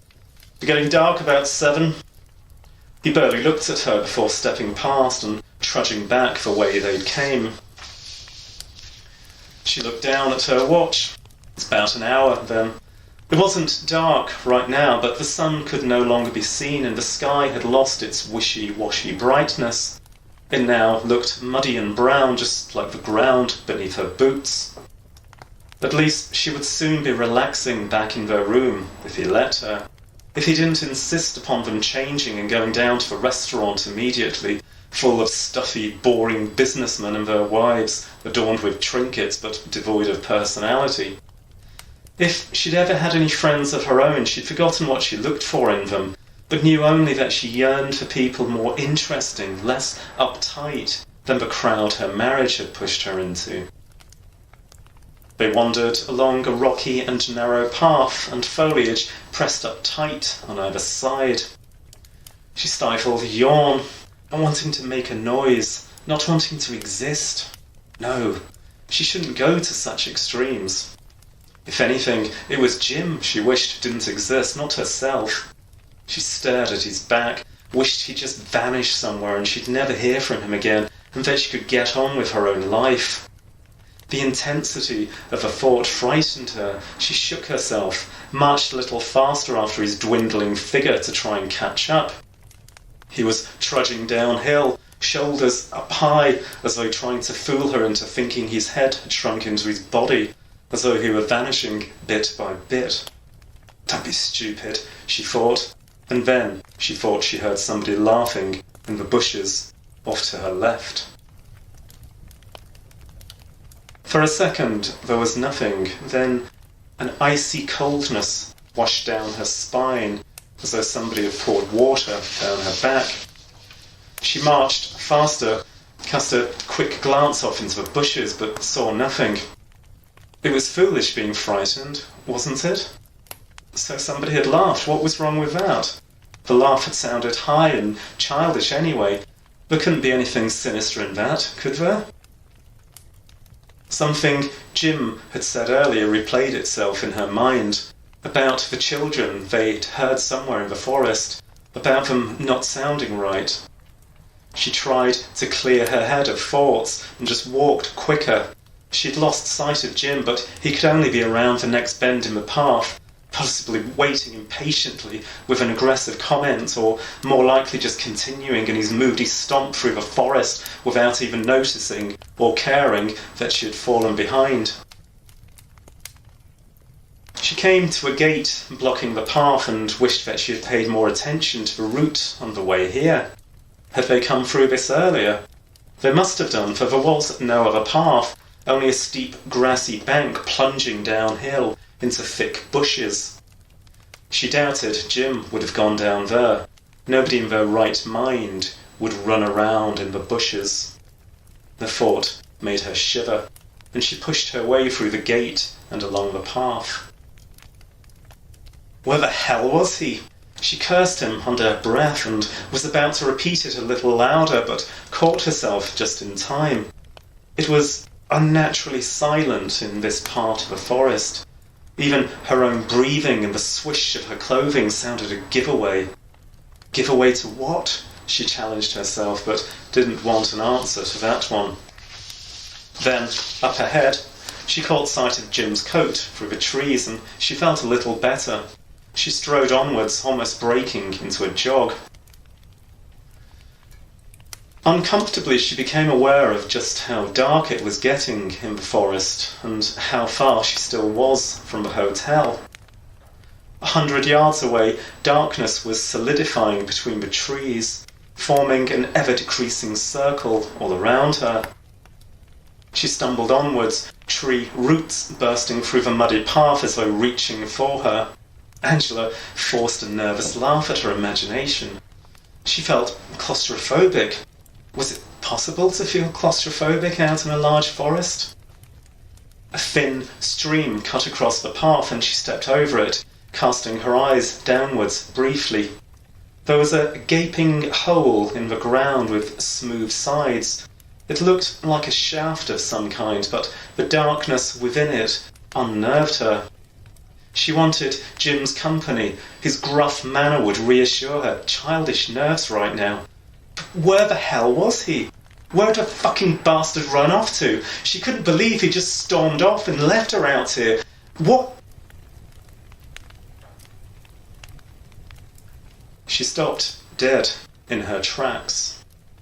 Tears prickled her eyes. What she was seeing didn't look right. Not out here. Not right now. Up ahead, there was a clearing in the forest. The trees fell away to form a small circle, beyond which darkness hung between the branches like a web. Angela stood rigid, her eyes fixed upon the clearing, upon what she saw there, upon the two small huts that had scared her so much. They looked unnatural. She knew that instantly. They looked primitive and ancient, yet at the same time well kept and even lived in. They were both maybe 7 feet high, with rock and mud walls and roofs thatched from dead branches. Crooked doorways and windows presented her only with a view of the deep blackness within.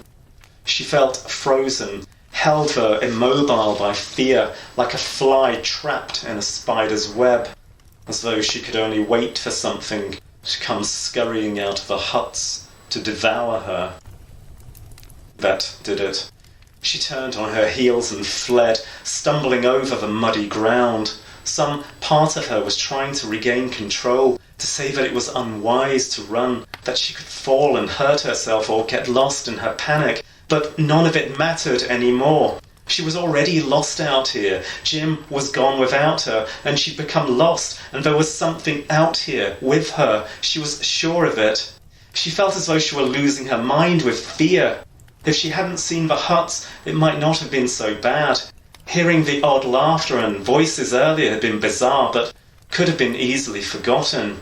Now it was all she could hear, replaying over and over in her mind. She wanted to yell out for Jim, but her lungs were already at bursting point, just trying to breathe as she fled, and she did not dare to stop running for 1 second. Maybe there was something racing after her, something twisted and dry like the branches, something that scuttled on many long, twisted legs like a spider, something with a high and childish voice, maybe something that stole the voices of those it had devoured. No. No. She was getting crazy. She had to stop it now or she would go mad out here. Somehow, that almost seemed the easy way out, but still she managed to slow her frantic dash a little and get some of her breath back. The stream had gone by behind her, and the mysterious shaft in the forest floor. As she'd raced by, she'd seen something long and brown and gnarled reaching out of it, but it was surely just a branch, because it looked dead, and the only thing causing it to move was her distorted view as she ran. Now she was moving uphill again, although the hotel was downhill somewhere, and darkness was gathering all around. She had to find her bearings. She didn't recognize any of her surroundings. A steep rock face peered out of the foliage ahead. She'd do herself some damage if she tried to climb that, and besides which she knew for a fact there'd been nowhere near it on the walk earlier. Angela looked around. Sweat slithered coldly across her body, and the silence of the forest closed in upon her. A breeze lifted from nowhere, brushing her face gently, stinging her crying eyes. "Jim," she breathed, and the breeze blew past her, back into the forest. There was only one thing for it. Little as she liked the idea, and as much like suicide as it felt, she was going to have to head back in the direction of those unnatural huts and try somehow to get past them safely. If she could get all the way downhill, she would be able to find the lakeside easily enough, and then walk along it towards the lights of the hotel. Tonight she would wrap herself in a warm bathrobe and huddle beneath the bedsheets, order up some room service and relax in front of the reassuring banality of a television. She managed to smile and, falteringly, headed back into the darkness.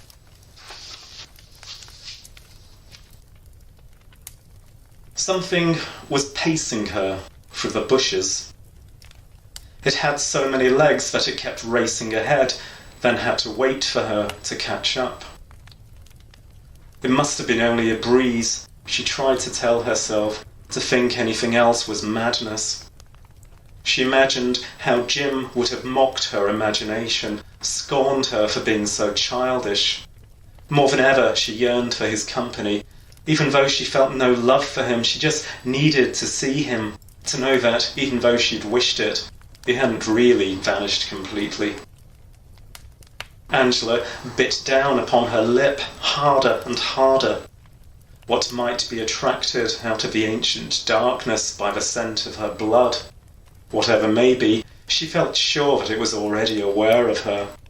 There was something in the forest with her, something ancient and alien, something that had always been out here just beyond the reach of the light, something that made its home deep amongst the dead, dry branches.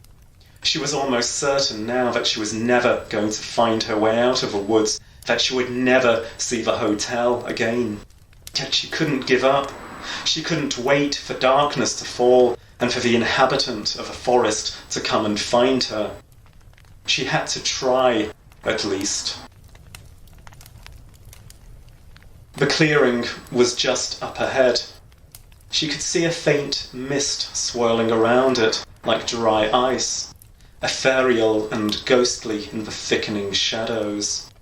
Her eyes were streaming with tears, and her heart was straining with sheer terror, yet she was singing softly under her breath, and her ears were closed to the echoes that sounded like children's voices mimicking hers.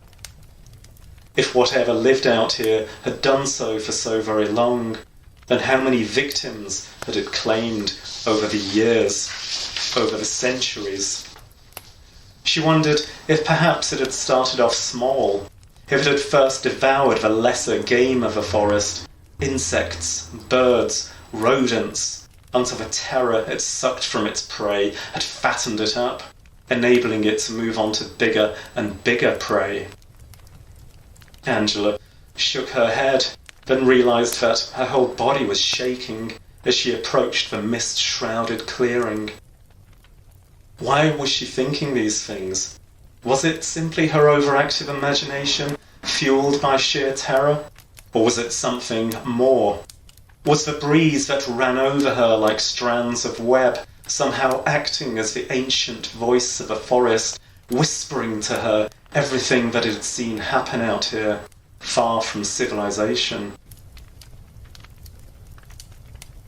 She saw the huts rise out of the mist, squat, bulky shadows. Surely nobody knew that they were out here, so deep into the woods. Why had she ever had to see them with her own eyes? Why could she not have been spared this last proof that her life no longer held any hope? But then, she wondered, her thoughts becoming light and breezy as she came closer to accepting her fate. Had it ever?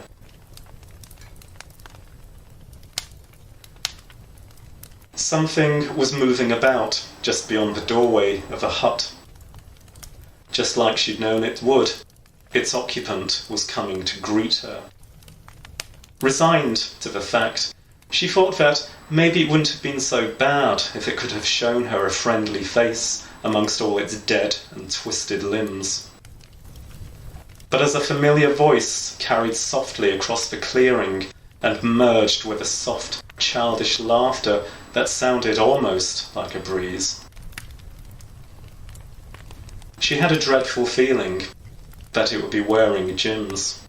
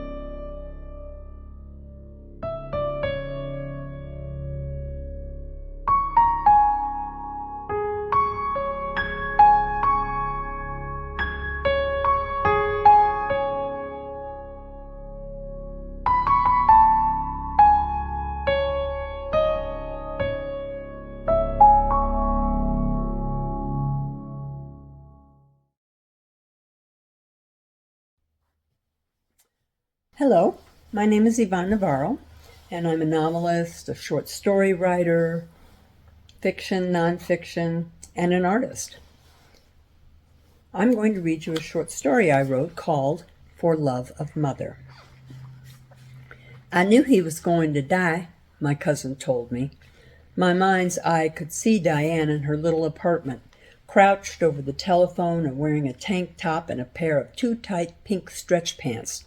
A well-thumbed pile of scandal papers on the floor beside her chair, with a sweating glass of iced tea balanced precariously atop it all.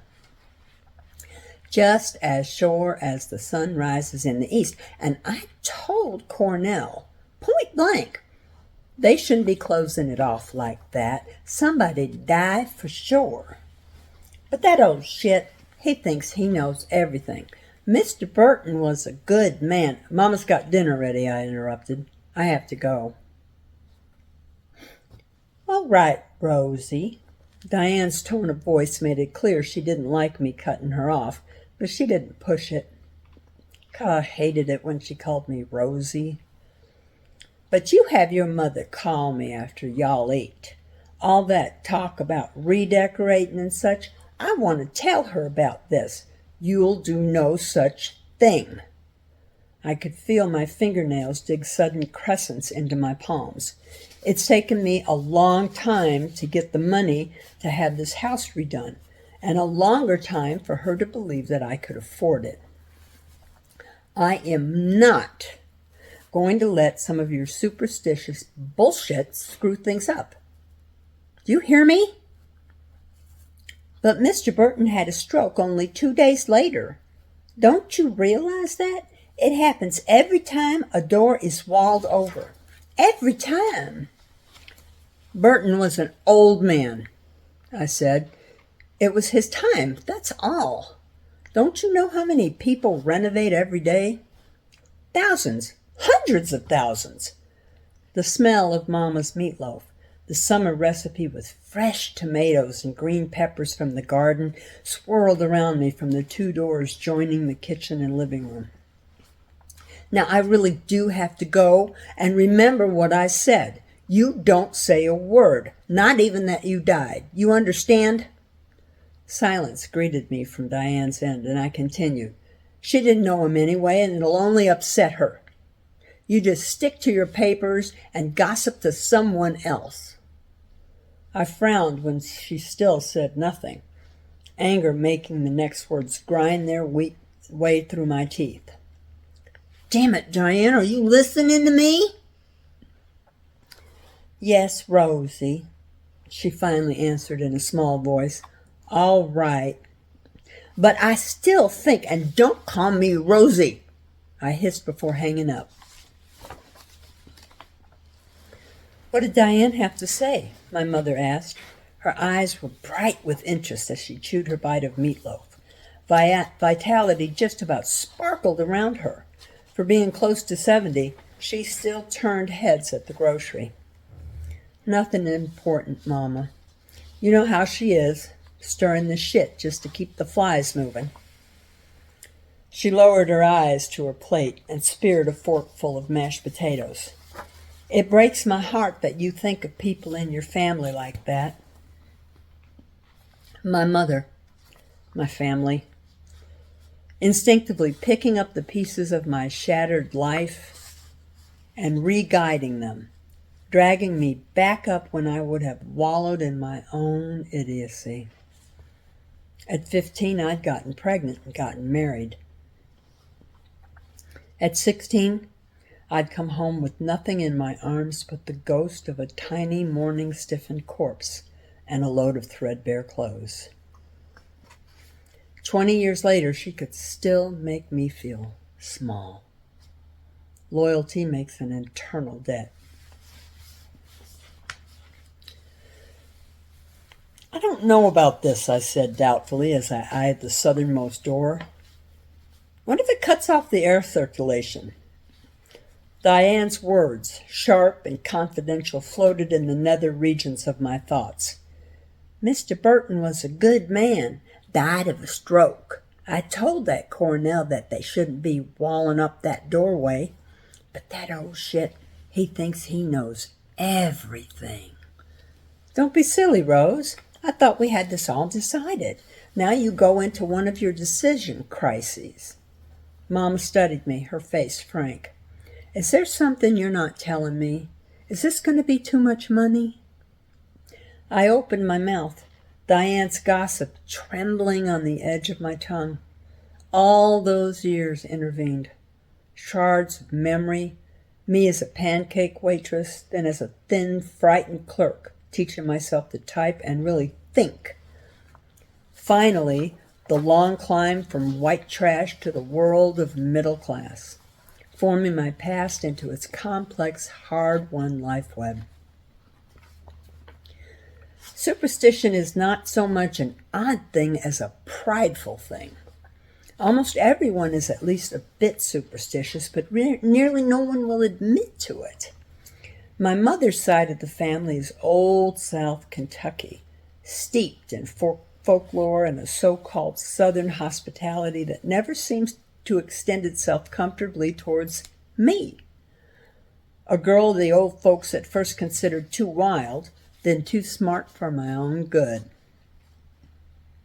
Besides, I'd been transplanted to the city as a baby and had made it clear from the first time I was able to voice my own coherent opinion that nothing more than occasional strict obligation bound me to that group of aging, spooky relatives.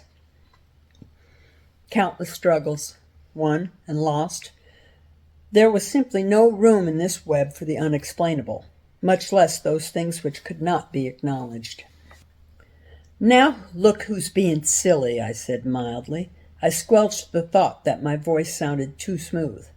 You said it yourself. Sometimes I just need someone to push me in the right direction. So you think we should go ahead with it? I tried to keep my tone light, conversational, unconcerned. But there was a sudden, sick ferocity to the hope that she would say, "No, to be honest, I never liked the idea." "Of course!" Her face was bright with anticipation. "We talked about it, a double bonus, remember? More wall space in both the kitchen and living room, but still plenty of light from the windows. Should I call the contractor and confirm it?" I nodded, afraid my throat would strangle my words of agreement. "When?" was all I could finally manage. "Tuesday morning." My mother clapped her hands, delight an unmistakable imprint on her features. "Oh, I can't wait." "Tell me," I said slowly, not knowing how to phrase this without starting Diane on yet another one of her verbal rolls. "What if you brick up the doorway, then change your mind or something?" "You just tear it down," Diane said. "No harm done, provided, of course, that you did it in time." "And what if you didn't?" I persisted. "Didn't what?" "Do it. Tear it back down in time." "Well, then you're shit out of luck, ain't you?" Pop! Her gum smacked sharply in my ear. I winced and bit back the urge to complain. "Course, pop! You could always open it up again right quick and see if they come back." She cackled, and for a horrified instant my mental image of her, revolting as it was replaced by a much more frightening picture. "But I was only kidding," she added quickly. "That's probably how these damn superstitions start," I muttered. "What?" "Nothing," I said. From the other room, I heard Mama's footsteps and the sound of running water. In the next instant, the front doorbell rang, causing my stomach to give a single, sick twist. "I have to go. Call you tomorrow." I hung up before she could protest, though I knew my future penance would be Diane's 10-minute speech about how nobody ever had the time to listen to her and people were always cutting her off in conversations. Mama was already at the door, her face all smiles as she stood aside and motioned someone in. In a quaint, old-fashioned move, the man, who looked like an overstretched version of a colorless Gumby doll, tipped his cap towards me. When he spoke, his voice was thick with down-home accent. "Morning, ma'am. I come to fix up that doorway." "Looks nice, doesn't it?" My mother came and stood by the recliner where I'd been sitting with an untouched glass of Kahlua and cream at my side and contemplating the smooth expanse that now represented most of the east wall of the living room. The darkness outside the picture window spilled in and stopped, as if walling up the doorway had trapped it. "Yeah, great." Mama glanced at me in surprise, and I realized how surly my voice had been. Instead of apologizing, I lifted the glass and drank, letting the sweet coffee taste soothe my throat. "Well, I like it," she said. For a second, her expression was half dreamy, half frightened. "You know, when I was a girl in Brownsville, everybody thought that if you closed up a doorway, someone would die." Now it was my turn to look sharply at her, but she only laughed, the sound oddly girlish. "I don't know how many of those foolish women down there probably tried it to get rid of their husbands." "Did it ever work?" I had to ask. "I wouldn't know," she said lightly. "I think I'll go to bed now. It's been a hectic day." But I thought I saw her frail, vein-mapped hand tremble as it skimmed the stair banister. "It's the booze," I told myself. "That's all." 3 more drinks, each more generous with the rich, dark Kahlua, before I could sleep. Still, I rose every hour to listen for the gentle sound of her breathing. "What are you doing?" I peered at Mama through the steam rising from my coffee mug. My eyes felt sticky, as though Kahlua was oozing from their corners. while my mouth was as thick with the taste of last night's alcohol. I decided I didn't like the looming feel of the kitchen's new wall at my back. "Going out in the garden," she said cheerfully. "Do a little weeding, pick some more of the tomatoes and peppers that are ready. Some of the cucumbers are ripe, too." Her movements were slow but efficient, like an old, well-trained animal. I set the mug down, ignoring the coffee that sloshed over its side. "It's going to be hot today," I reminded her. "Why don't you let me do it for you later?" Careful, I told myself. Don't make her feel like she can't do it herself.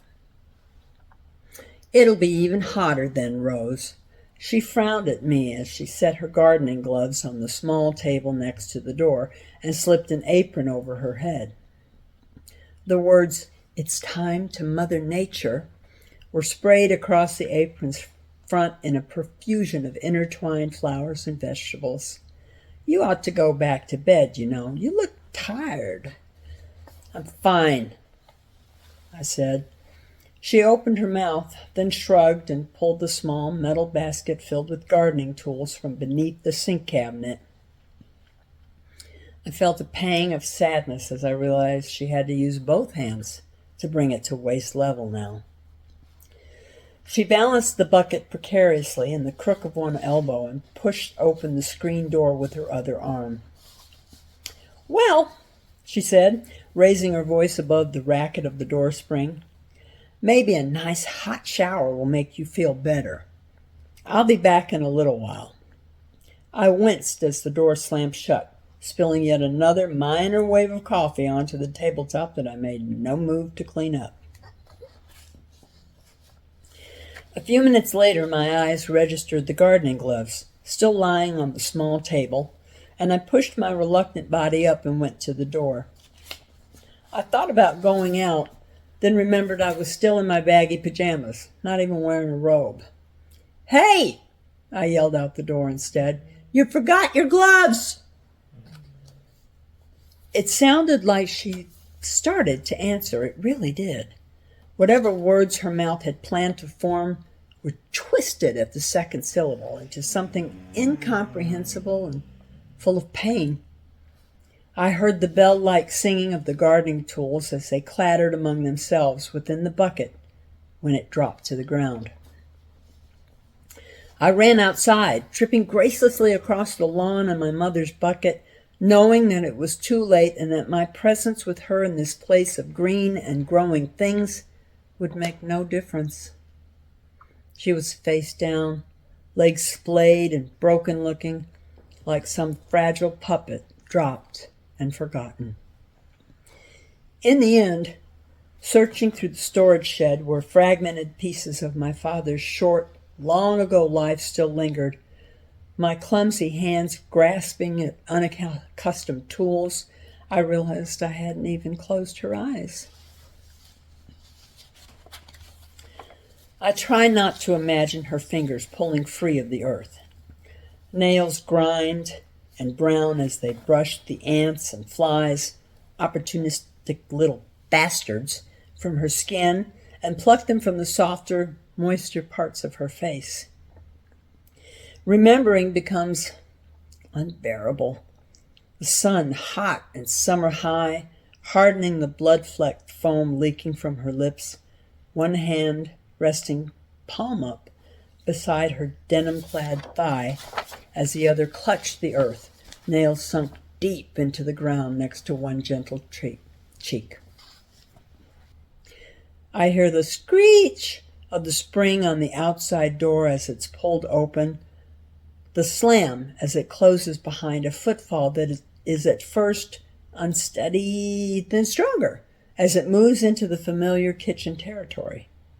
Always a fastidious woman, lately age has gentled her once sharp mind. Still, I stay where I am, ignoring the thready, fearful ping of my own pulse, and wondering instead if she will think to wash her hands.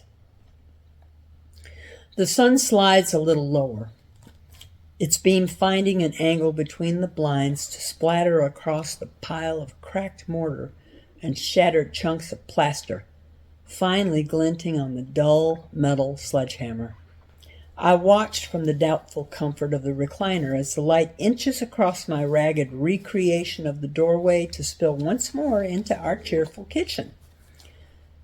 I should clean up the floor, I remember, before the mess gets ground into the carpet or something.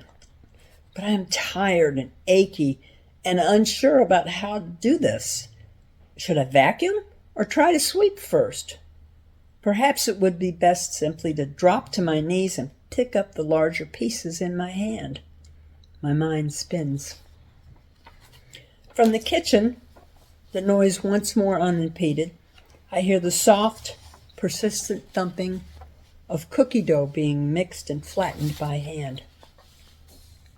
Then the clattering of a baking sheet being lifted from the counter, followed, finally, by the unoiled squeal of the oven door opening and closing. I am silent, waiting, telling my cowardly pulse to calm itself, safe in the knowledge that Mama will still be there to help with the really difficult decisions. In a few minutes, I breathe deeply as the good smells of baking cookies and hot earth fill the air.